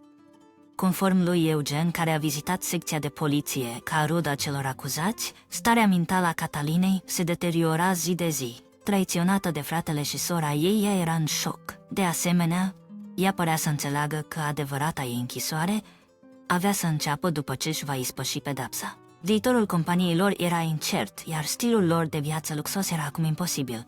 Era autoinflict, dar nu puteam să nu simt o mică milă pentru Eugen. Banile pentru Julia au fost returnate dintr-un alt cont al Catalinei și soțului ei. Cu banii aceia, Julia a închiriat un nou apartament. De data asta fără a se baza pe ei. Chris, alături de Cristie, a început o mică companie de design. Această oportunitate ar putea fi bună, a decis Cristie. Vedea pe Chris așa a părut să alineze povara lui Jeff. Deși încă se simțea vinovat pentru ceartarea sa cu fiul său, au început să discute mai mult decât înainte. De aceea, m-am simțit mai aproape de Jeff decât în trecut. De Julia și Briel au sfândit să cartinez, acest incident ne-a dus mai aproape familiei. A fost cu adevărat un caz de după furtună vine calmul, după ploaie pământul se îngheață. Cu Gabriel, care lucrează, finanțele familiei noastre s-au îmbunătățit, dar am decis să continu să muncesc și eu. Îmi uitam asupra tuturor, iar eu nu puteam să nu simt același lucru. De acum încolo, ne vom mișca înainte împreună, inclusiv Cristi, ca o familie de 5. Numele meu este Sarah Johnson, am 42 de ani. În mod original, lucram pentru o corporație, dar am demisionat când m-am căsătorit și am preluat contabilitatea companiei soțului meu din acel moment. Suntem o familie de 4, spart cu soțul meu și cei 2 copii ai noștri. Astăzi avem în sfârșit o ieșire de familie. Am călătorit puțin departe de New York, la un centru comercial la baza muntelui Rainier. Compania soțului meu a fost ocupată, iar eu, ca contabil, am fost și eu între timp preocupat. Deoarece rare ori am timp să fac cumpărături la bunul meu plac, soțul meu, gândindu-se la mine, a dus copiii să se plimbe, lăsându-mă să savur timpul de cumpărături necesar. În timp ce mă gândeam unde să merg mai departe, am întâlnit accidental pe cineva pe care nu l-am dorit niciodată să-l revăd. Era acolo, fostul meu soț, care m-a părăsit fără milă pentru o altă femeie cu 12 ani în urmă. Spațiul cald din inima mea simți un mic punct de cerneală neagră care cade. Exact ca atunci. Am dorit să-l șterg imediat. Nu m-am uitat și am încercat să trec doar cu o năframă. Dar fostul meu soț nu este de genul care să lase să întâmple asta. Este Sara. Ce mă ignori? Faci cumpărături singură? Astea sunt de la New York? Nu este afacere atât de adevăr. Ar fi trebuit să-l ignor și să plec. Dar poate că n-am schimbat nimic. Incapabil să fac asta. Mai mult decât atât, știam că ignorarea lui ar face doar să strige mai tare și să devină mai deranjant, așa că doar voiam să păstrez lucrurile cât mai calm posibil. Asta era tot ce-mi trecea prin minte. Oh, scuze, suntem doar o familie fericită aici. Greu de privit, nu? Oh, acest copil? El este cel de atunci deja 12 ani. Între timp, tu rămâi la fel? Bine, cred că nimeni nu dorește o femeie infertilă bătrână. 42 de ani și singură. Îmi pare rău pentru tine. El vorbea întotdeauna prea mult. Mi-a spus orice ar fi dorit, indiferent de sentimentele oricui. El probabil că încerca să-și arate fiul în fața mea. Acolo stătea un băiat bine îngrijit, cu o aureolă similară acelei femei celebre. Femeie a fost o rană, sau poate o fericire, că nu se asemăna deloc bărbatului din fața mea. Nu puteam să nu mă întreb ce se întâmplă în mintea acestui bărbat, care putea să discute atât de nechibzuit despre așa ceva în fața propriului său copil. Mulțumesc, dar nu ai nevoie să te preocupi de mine, domnule Shore. Am avut atât de multe de spus în acea vreme, dar nu puteam să întreb acest bărbat nimic. Chiar dacă aș fi făcut-o, știam că nu ar fi schimbat nimic, iar acum este fără sens și nedorit. Așa că am cedat cât a putut cu acea răspuns, dar acest bărbat n-a înțeles nimic. Hei, să mă preocup de tine? În niciun caz acea eram sarcasm. Nu înțelegi? El râdea jignitor alături de femeie, ironizându-mă. Băiatul privea la ei, fața sa o povestește de confuzie. Pentru ceva simțeam milă pentru el și nu puteam să-i scot ochii de pe copil. Atunci fostul meu soț, ascunzându-l pe băiat în spatele lui, urla la mine: te vei topi doar de a ne privește. Îi vei face rău doar de a ne privește. El aruncă o capră de copil în fața mea. Datorită lui, am atras o puțină atenție. Nu voiam să-i privesc, doar voiam să plec. Doar am ascutit și am încercat să trec mai departe, dar ei continuau să mă provoace. Însă, răspund în același fel, ar doar adăuga lemne pe foc, doar prin întoarcerea unor cuvinte mici, precum mai devreme, ar fi fost doar să arunce lemne pe acest tip. Fiind perfect conștient de asta, m-am reținut la o zâmbire vagă, mică. Totuși, chiar și asta părea să-i displacă, deoarece au început să arunce mai multe insulte. Orice ar face, părea că doar prin a fi eu stăteam în calea lor. În timp ce mă gândeam în seriozitate ce să fac, am auzit o voce cunoscută. Dulce: mama, tu-i cunoști pe aceștia? Întorcându-mă spre voce, am văzut pe fiul meu, Tyler, privindu-mă cu curiozitate. El se întorsese fără să-mi dau seama. Adus de soțul meu de la plimbare. Fiica mea, Emily, era și ea acolo. Ah, întorsesti acum? Te-ai distrat. Am crezut că o să mergem la parcul de distracții și am văzut-o pe tine aici. Am fost întâmpinați de 2 persoane. Bună, eu sunt Tyler Dumitru. Bună, eu sunt Julia Dumitru. Cei 2 au fost uimiți, clar neașteptând să fie întâmpinați de străini. Ei erau fără cuvinte, cloviți de surpriză. Nu puteam să nu zâmbesc în sinea mea la reacția lor, sperând pentru iertarea lor. Bună, de când a trecut atât de mult timp, putem să discutăm un pic mai mult. Este totul în regulă? Bine, este în ordine. Vom juca acolo, așa că ți iei timpul pentru a vorbi. Cuvintele drăgălașe ale lui Tyler mi-au făcut să zâmbesc spontan. Apoi cat sov privugălăbin cu infidie, ei, Tyler, da. Ce se întâmplă? Acest băiat are vârsta ta. De ce nu joci cu el? Am spus prezentând fiul fostului meu soț lui Tyler. Dragă, poți să te ocupi de ei o clipă mai mult? Am chemat la soțul meu, care stătea în spatele copiilor. Privirea lui s-a îndreptat spre fostul meu soț. Fostul meu soț, tăcut sub privirea aceea, a scuturat ușor șoldurile. Soțul meu, care este un prieten din copilărie mai tânăr, m-a susținut mereu după ce am fost rănită de fostul meu soț. Când am mers înapoi la casa părinților mei, soțul meu, care locuia în apropiere, m-a văzut cu fostul meu soț. Așa că și după toți acești ani, el știa cine este acest bărbat. Cu un răspuns blând și o năframă către cei 2, el a luat copiii noștri și a plecat. Apoi, fostul meu soț, care a fost tăcut până acum, a început să murmăie că nu-și poate ține lacrimile. Nu poate fi. Pentru el, trebuia să fie neîncrezător. Fără nicio îndoială, fața lui s-a albit. Știu ce înseamnă expresia asta, dar n-am abordat subiectul. Dacă el voia să informeze, putea să se informeze singur.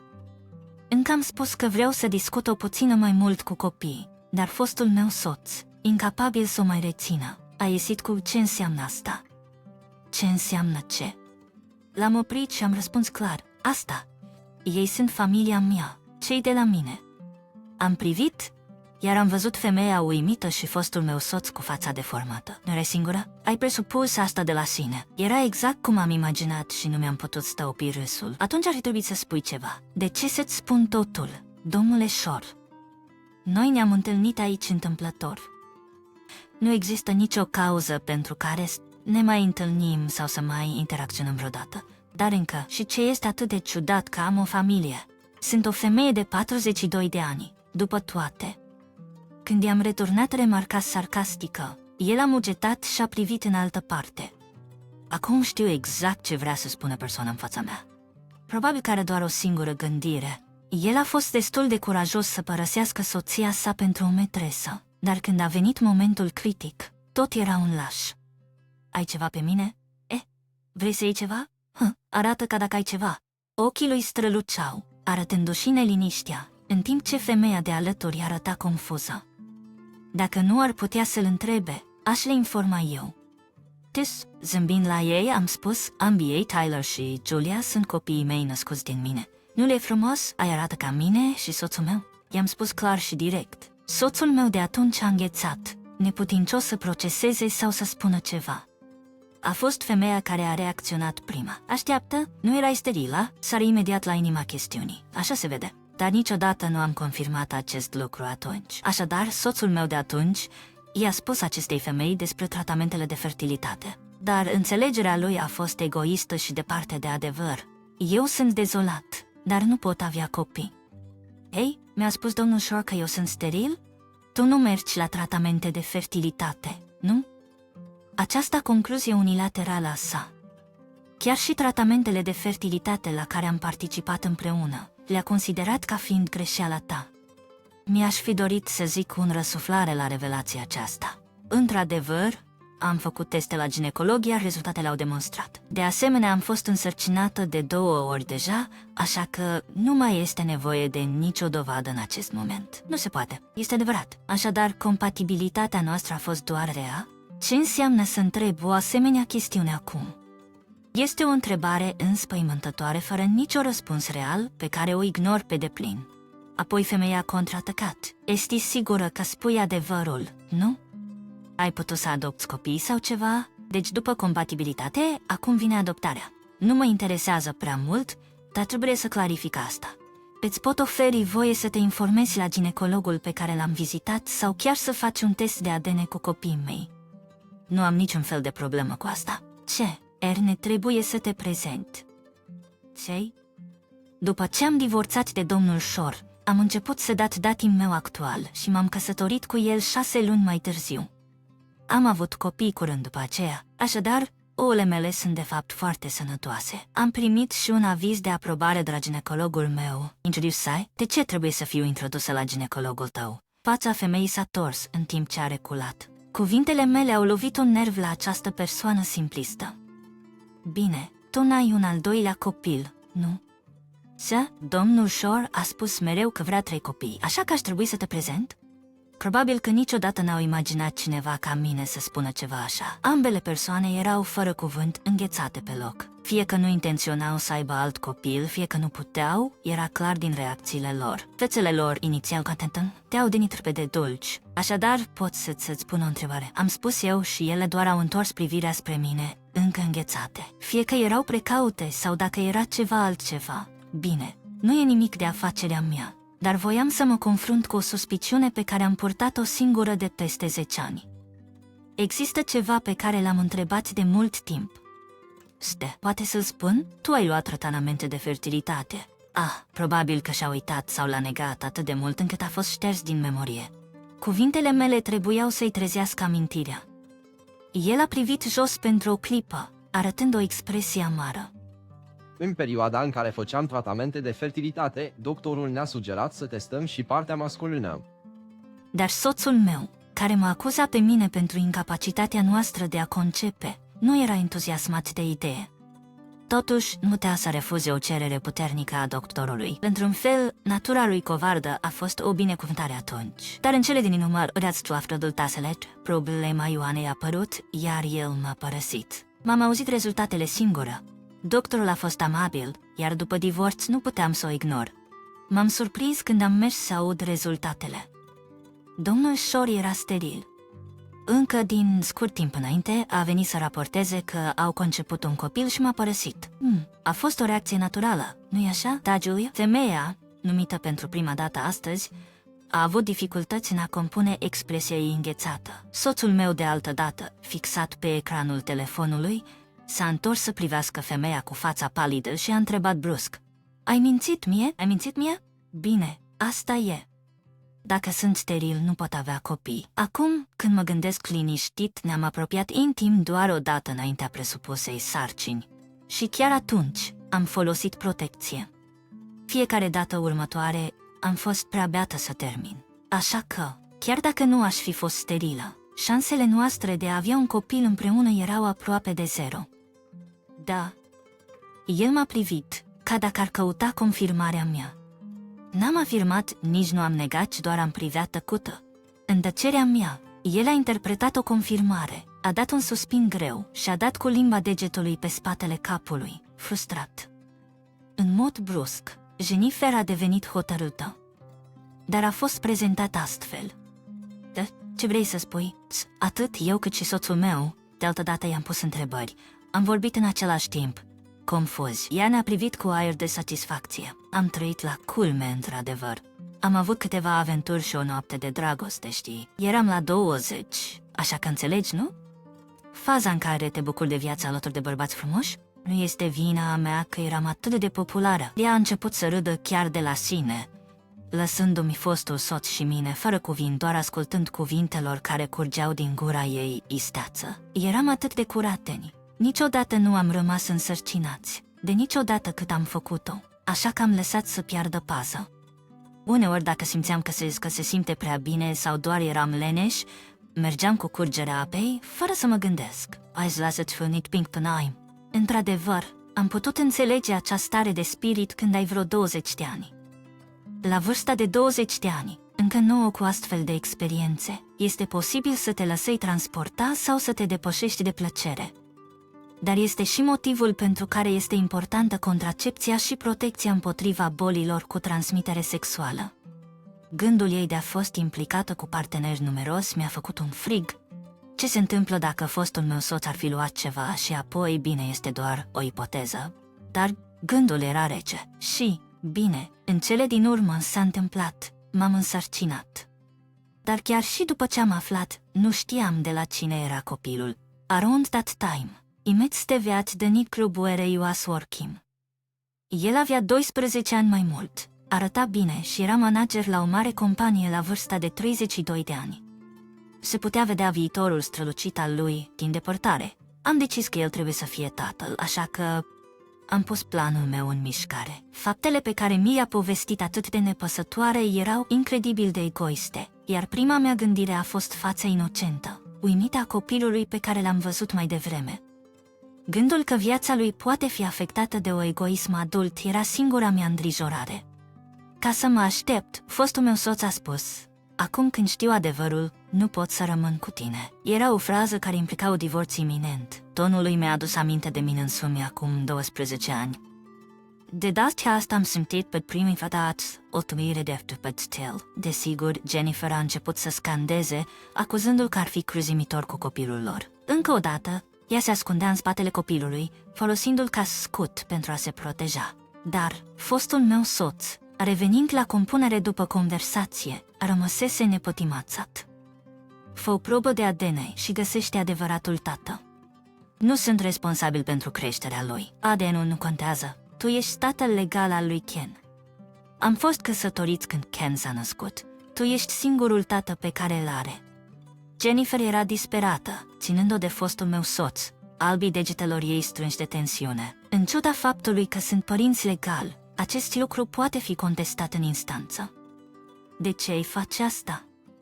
Fostul meu soț, care absolvise o facultate de drept și care, în trecut, avusese intenția să devină avocat și lucrase în departamentul juridic al companiei sale, cunoștea mulți avocați personal. Fostul meu soț, care fusese expus unui astfel de mediu, era, firește, priceput în legislație. Deși credeam că era prost să-și părăsească soția și să fugă cu amanta, cunoștințele se dovedesc a fi un aliat util în viață. Tonul lui era ferm, folosind legislația ca un scut. Jennifer putea doar să strige în răspuns. După atâta timp, trădând propriul copil, care te adora ca pe tatăl său real. Ce-ai spus? Trădezi propriul copil drag? Nu ești? Prima trădare a fost de la tine. Dați-mi înapoi viața. Dați înapoi lui Ken viața lui. Vocile lor rezonează din nou prin piața ieșire. Fostul meu soț, aproape de lacrimi, strigă că nu e doar despre el. Viața lui Ken trebuie, de asemenea, să fie returnată. Trădarea Jennifer nu a fost doar împotriva lui singur. El se confruntă cu realitatea că a fost de asemenea impusă lui Ken. El se confruntă cu acest fapt, probabil realizând că acțiunile sale au contribuit în mare măsură la situație. În depărtare, în zona parcului, puteam să văd cei 3 copii care se jucau. Ei râdeau împreună atât de natural, era greu de crezut că se cunoscuseau doar de curând. Am simțit o responsabilitate puternică de a-i proteja pe acești zâmbete. Domnișor, ce? Ken așa numitul? El e drăguț, nu-i așa? Desigur, el este fiul meu. Fiul meu, așa numitul?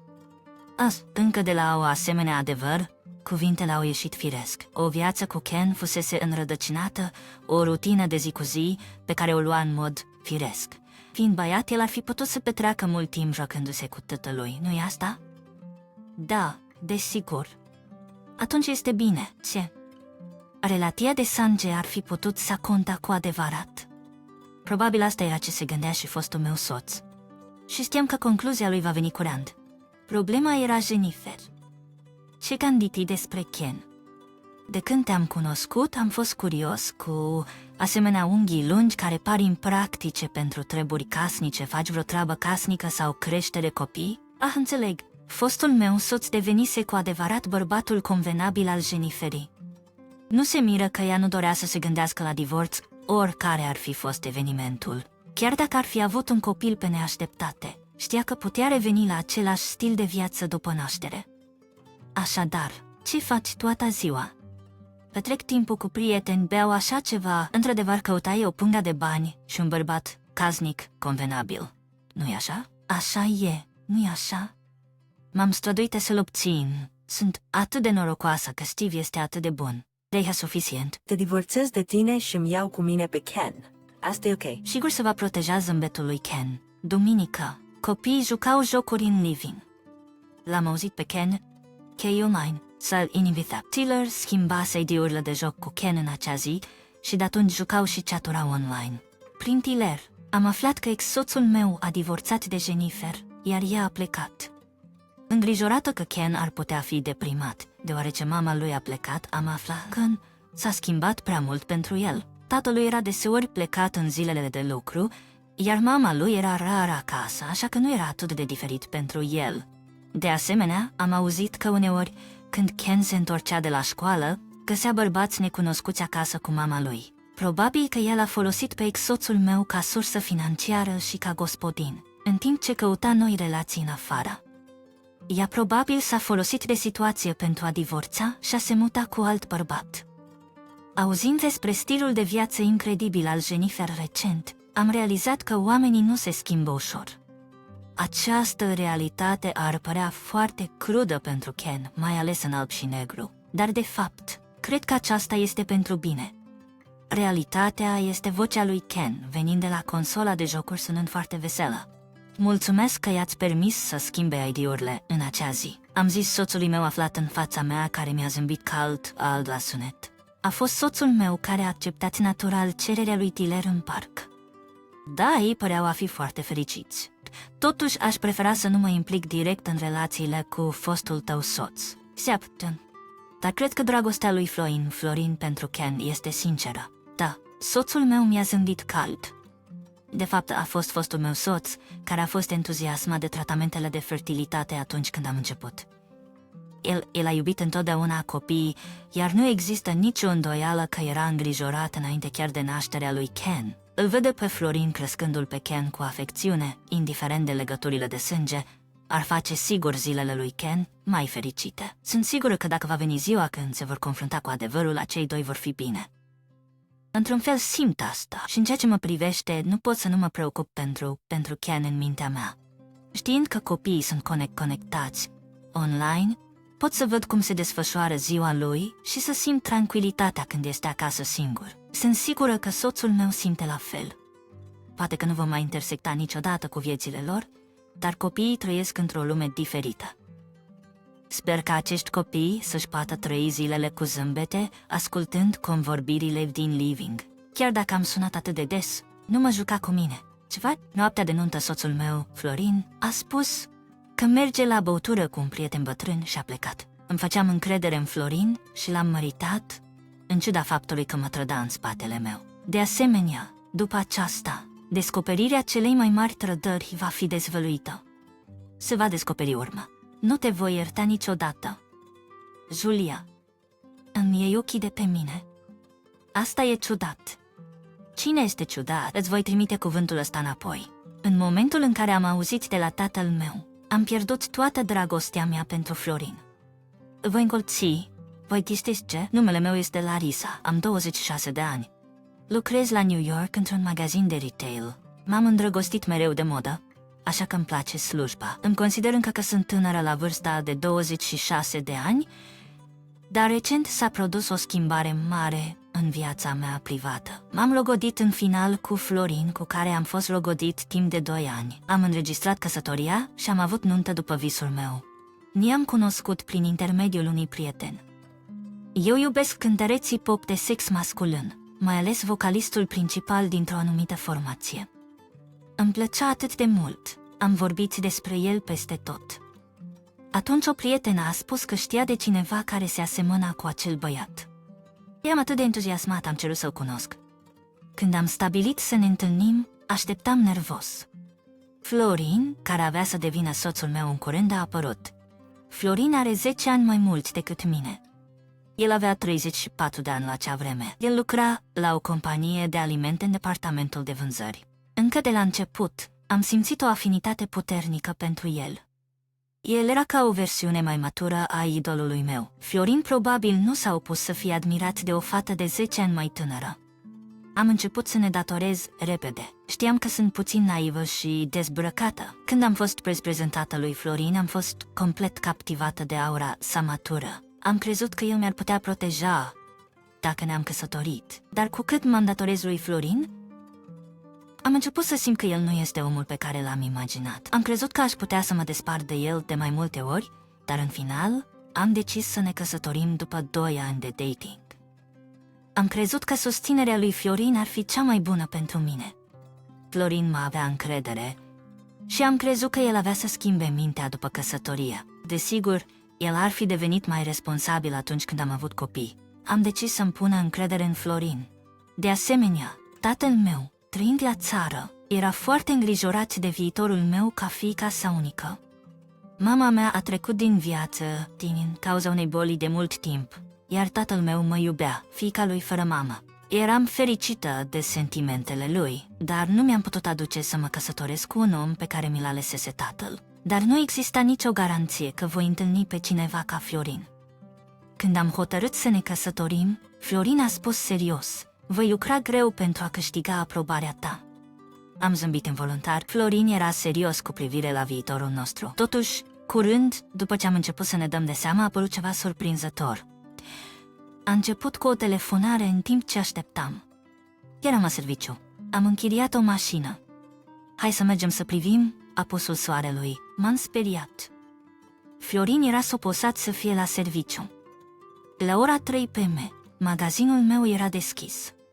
Este bănesc, rezultatul lipsei de interes al părinților lui este atitudinea lui dezinteresată la serviciu și tendința de a minți, care provine probabil din lipsa atenției primite de la părinți. Am simțit o senzație de strâmtorare în piept. Eu m-am simțit trist pentru Florin. De data asta, când am trăit cu el, mi-aș fi luat grijă cu bunătate de el, sperând că se va schimba. Când Florin a vizitat casa mea pentru prima dată, a fost uimit. Era o casă bătrână, mare și formală. Dar zilele mea deținea o nouă poziție în comunitatea locală. Nu am vorbit prea mult despre familia mea, menționând doar absența mamei mele. Probabil că Florin nu s-a imaginat niciodată că suntem bogați. Îmi cer, ce face familia ta, Florin? Familia noastră a fost în afacerea de transport din timpul bunicului meu, extinzându-se larg. Tatăl meu, de asemenea, avea un simț de afaceri bun și a extins compania mai departe. El se îngrijora de viitorul meu, dar niciodată nu a menționat luarea în grija afacerii.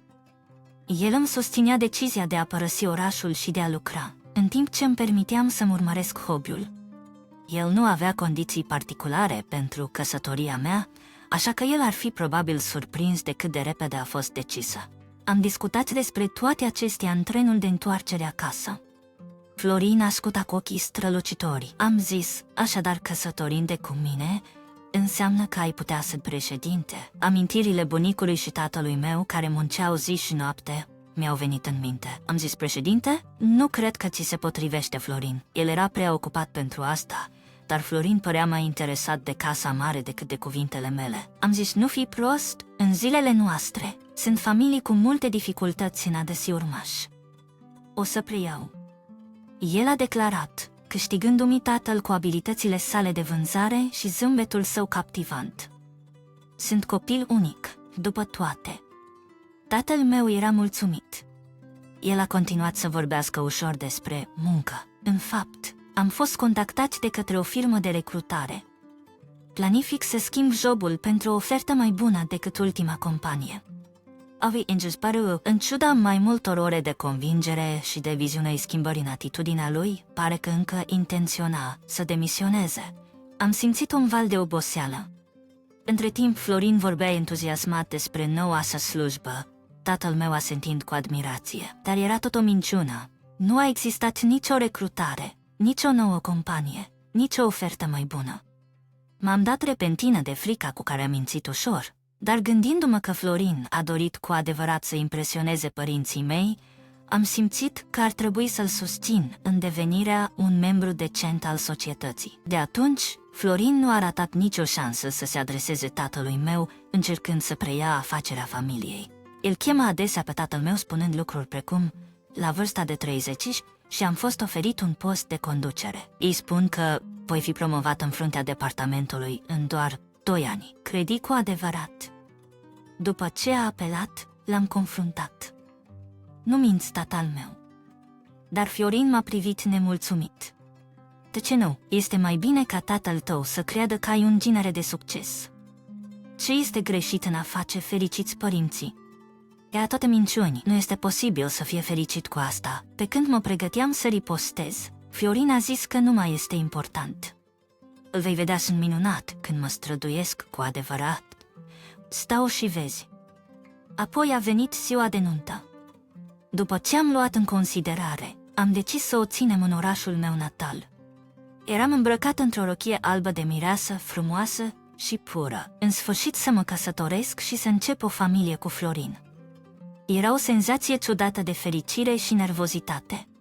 Florin a sosit în frac și am primit binecuvântări de la colegi, prieteni și familie. Invitații de partea lui Florin au și ei aplaudat și au zâmbit. Era cel mai bun simț. Nunta și recepția s-au încheiat. A avut o cameră în hotelul de pe locație. Plecam temeinic dimineața următoare pentru luna de miere în Guam. Destinația, o locație pe care am visat întotdeauna să o vizitez. Era prima dată când Florin mergea în străinătate, iar el părea entuziasmat. De ceremonie tău. Eu eram încântată când melodia mea preferată a sunat în timpul serviciului de lumânări. Îmi așezasem pe pat și am tras o respirație adâncă, iar apoi am observat că Florin era nervos. După petrecere? Nu începe la ora 6, nu? După petrecere?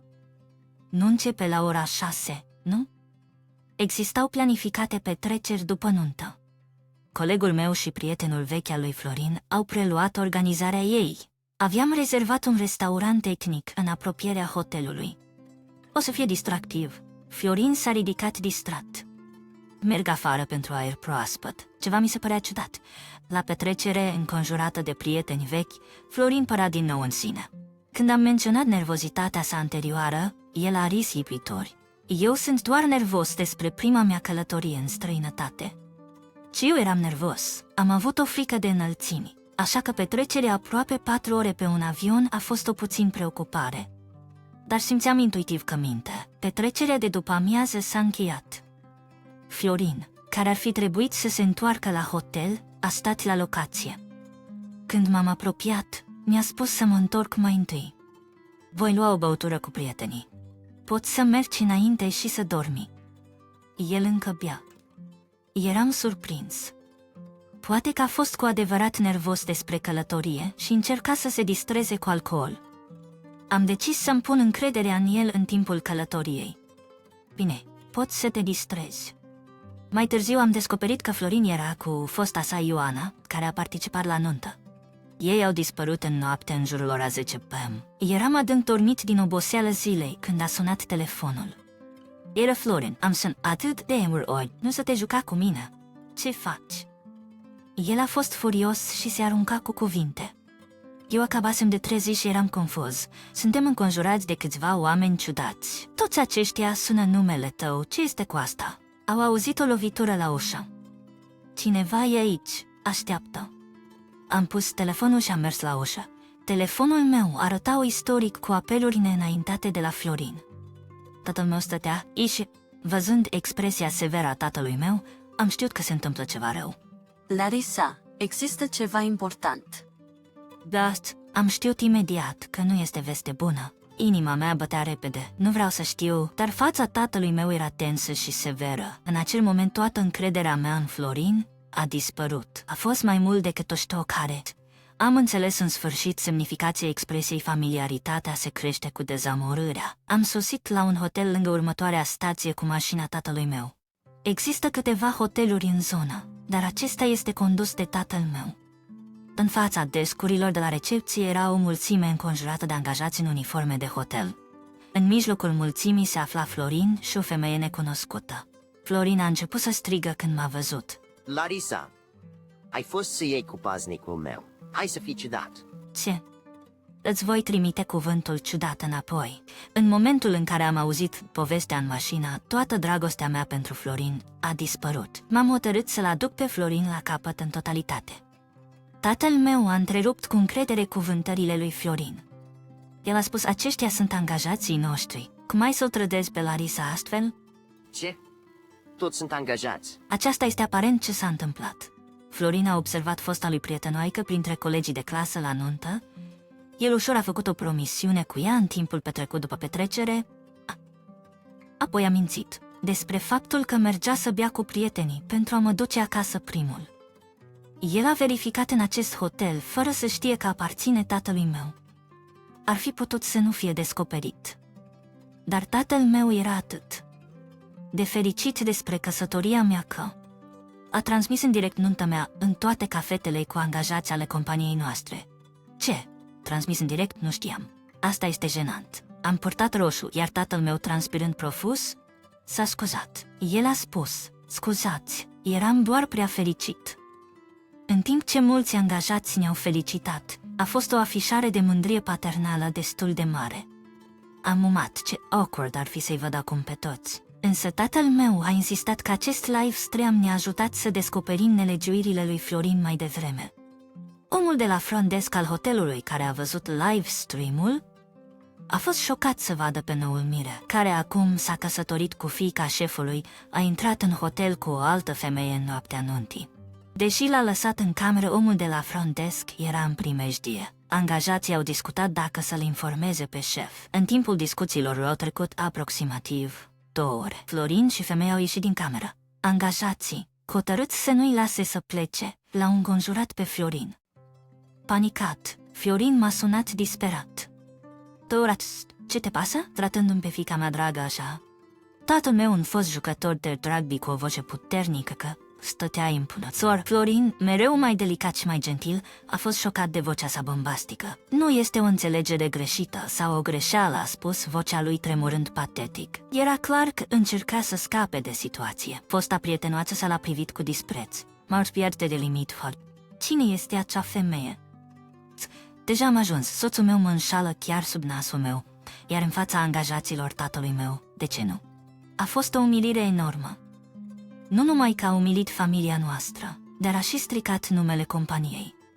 L-am iertat pentru aspectul său, era imperdonabil. Nu te voi ierta niciodată. Văd fața mea furioasă, Florin a început să găsească scuze. Eu am greșit, Kelly, tu ai toate lucrurile greșite. Florin a decis să o acuze pe fosta sa prietenă, prezentându-se ca victimă. Am exclamat amândouă în incredulitate, privindu-ne unul la altul ca furii. Florin părea să fi decis să îl acuze pe ea, prezentându-se ca victimă. Oprite să minți. Am văzut deja imagini video de supraveghere cu tine, care verificai cu bucurie. M-a spus tatăl meu, provocându-le pe Florin să flancheze din nou. Planau să petreceți noaptea cu o altă femeie și apoi să mergeți la luna de miere cu mine în dimineața următoare. Cum te poți comporta atât de lipsit de rușine? Florin era stupefiat, înghețat de acuzațiile mele directe. Nu mai arătusem niciodată acest lucru. O furie uriașă mă cuprinsese, mai mult decât am simțit vreodată. Nu numai că mă devaloriza, ci și că umilia familia noastră până la acest punct. El va plăti pentru asta. Într-adevăr, angajații din jurul nostru erau complet speriați. să gândească că o nuntă atât de fericită a avut loc în ziua de azi, iar în cursul nopții, mirele își trădase deja mireasa. Florin începu nervos să vorbească. Larisa nu este ceva de care să fie atât de furioasă. Îmi strigă înapoi. Doar am amintit de vremurile trecute. Oprite să minti. Mă tatăz, tată. El a fost mereu încurcat în minciuni, spunând că a fost angajat și că va deveni manager. În realitate, el visase doar de afacerea ta, tatăl meu se înroși de mânie. M-am gândit că a fost prea bun pentru a fi adevărat, acest bărbat. Sub presiunea prezentării impunătoare a tatălui meu, Florin, se prăbuși, ținând capul în mâini. Mi-e dor de iertare. Atât tatăl meu cât și eu îl privim cu dispreț, așa cum o faceți cu o insectă. El era doar un molestator care se infiltrase în viața mea și în casă. Angajații din jurul nostru spun însusurate despre minciunile lui Florin. El a păcălit nu numai pe fiica președintelui, ci și pe președintele însuși, cu căsătoria pentru bani. Eram pe punctul de a descoperi un scandal semnificativ. Angajații nu știau cum să reacționeze la situație. El este un fără de lege, un spaimănic, care nu poate face chiar și o treabă bună doar pentru că are o față frumoasă.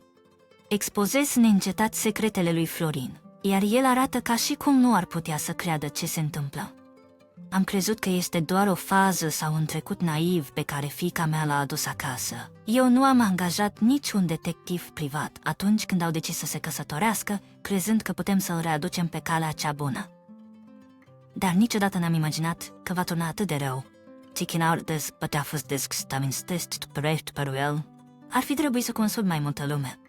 Alegerea unui partener de căsătorie doar pe baza aspectului fizic a fost o greșeală. În realitate, am intenționat să-l reformez pe Florin.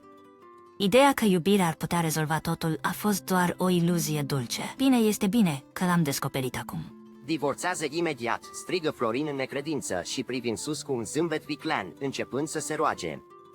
Vă rog orice, dar nu asta. Ce-ți spui despre mine să devin fiul dumneavoastră adoptiv în schimb? Tatăl meu și eu am rămas fără cuvânt. Florin, prea ușor de mulțumit și oblojos, era de adevărat revoltător. De ce ar trebui să acceptăm asemenea gunoaie în familie? Tatăl meu zâmbi la el, semnalând că știe totul. Realizând acest lucru, Florin coborî privirea cu fața albă ca varza. Când îmi privi tatăl în confuzie, el scuipă. Se pare că acest tip, Florin, a acumulat multe datorii. Nu mai putea să împrumute, așa că s-a căsătorit cu tine ca să-și poată relua împrumuturile. Tatăl meu a început imediat să investigheze trecutul lui Florin după ce a primit o chemare de la angajați. Într-un timp scurt, a fost dezvăluită extinderea datoriilor sale, iar asta este motivul pentru care tatăl meu verifica constant telefonul său în acest haos. Am venit acum toate articolele de înaltă calitate. Eu lucram în vânzările de îmbrăcăminte și mereu folosesc produsele companiei mele, dar Florin mereu se plimba cu pungi și ceasuri, așa că este că modul în care putea permite acestea, neavând un loc de muncă. El trebuie să fie acumulat datorii secrete. Poate chiar și-a asigurat creditorii, spunând că se căsătorește cu fiica președintelui. Un om atât de urât ești fără speranță. Cu cât mai aflu despre tine, cu atât mă născocesc. Florin mă privea cu ochi strânși. Larisa, nu spune așa! Lacrimi formau pe măsură ce el deodată a început să plângă și s-a prins de picioarele mele. Larisa, tu ești tot ce am. Tu ai spus că mă vei sprijini? El rostea, folosind lacrimile ca o încercare bruscă de a câștiga simpatia. Dar eu l-am scuturat rece, deoarece el a căzut exagerat pe pământ, prezentându-se slab. De ce să mai încerci acum? Întreba fosta sa prietenă, care stătea tacită și aproape tăcută. Să-l ajute, am spus, indicând-o pe femeia care stătea întristată lângă el. Până atunci, fosta sa prietenă a fost aproape tăcută, dar acum a vorbit cu dispreț. El ne-a spus că mă va face soția președintelui. Am discutat tine de nu aveți rogost pentru tist. El doar dorea să te folosească pentru a scăpa de datoriile sale, a spus. Florin, care era încă așezat pe jos, striga în panică. Actul lui de a câștiga simpatie a fost abandonat clar. Asta-i minciu. Ioana încearcă să mă încadreze, protestat el. Eu o iubesc cel mai mult pe Larisa. Ea n-ar face asta niciodată, pledat el. Încă încercând să ne înșele, eram obosit. Într-adevăr, crezi că pot să continue să ne înșele încă o dată? Tu ești un idiot, îi striga eu. El a risipit o avere la jocuri de noroc. Sunt plictisită de relația mea cu un asemenea fără de lege, spuse ea, încercând să plece ca și cum n-ar fi avut nicio implicare. Tatăl meu o opri. Încă deși vom face plată pentru daune contra ta. Nu pleca încă, zise el. Ea se înroși. Eu sunt o victimă și eu. M-am simțit umilită de toată povestea, strigă cu lacrimi în ochi. Dacă legea recunoaște asta, poate să ne ascultăm, dar este puțin probabil. Ai participat la nuntă. Ești doar un hoț, zise tatăl meu, cerând omului de la recepție să se uite la Ioana ca să nu fugă. Desigur am avut o nuntă și acum o divorț. Tu ești în totalitate vinovat, zise tatăl meu, privind ceasul. Avocatul nostru ar trebui să sosească curând. Brusc. Aruncat capul pe jos repetat, rugând de mea disperat. Mă ierta, într-adevăr nu am bani. Dar era prea târziu pentru apeluri de acest fel. Îmi aducea o oarecare ușurare să-l văd pe Florin plângând și agitându-se ca un copil în fața tuturor. Dar n-am fost gata să-l lase ușor. Merita o cădere completă, o cădere completă. Avocatul nostru se pregătea să acționeze. Preparează-te, Florin. În acea noapte Florin a pierdut tot ce avea. A fost lovit de o cerere mare de daune de către avocatul nostru și a rămas fără posibilități. Ținem și pe Ioana să plătească reparații. Am suferit deja destul din cauza ta. Ea a scuipat pe Florin. Florin a mers în final la părinții săi, rugându-i pentru bani. Împrumută-mi ceva bani, gândind că îmi vei salva viața. Părinții lui erau șocați. Având încă sărbători căsătoria fiului lor, neînțelegând de ce are nevoie de bani, au sperat să primească ajutor financiar de la noi, știind că Florin s-a căsătorit cu fiica președintelui. Dar Florin s-a despărțit repede din cauza propriilor fapte. Ținii noștri au blocat imediat numărul său și au refuzat să-i asume datoriile. Florin, fără loc unde să meargă, a rămas cu datorii și s-a angajat pe o barcă de pescuit în mările aspre ale Alaskai. El ar trebui să-și câștige existența. Viața s-a întors la normal pentru mine după divorțul rapid. Deși am fost profund rănită de faptul că omul pe care l-am iubit m-a văzut doar ca o vacă de bani, îl consider o lecție de viață. Oamenii din jurul meu știu ce am trecut și sunt buni cu mine. Planific să mă concentrez asupra muncii și a hobby-urilor mele pentru o perioadă de timp. Compat paitcântul meu uneți mă fristest asbărcest intet. Angajații simt mândrie de faptul că au salvat fiica președintelui și există o legătură mai puternică între noi. Vânzările au dublat, iar se planifică o primă specială. Tatăl meu mi-a spus să-mi iau timpul cu căsătoria. Această experiență mi-a făcut să simt iarăși dragostea profundă a tatălui meu. Îmi consider chiar posibil să mă alătur companiei tatălui meu pentru a afla despre managementul afacerilor.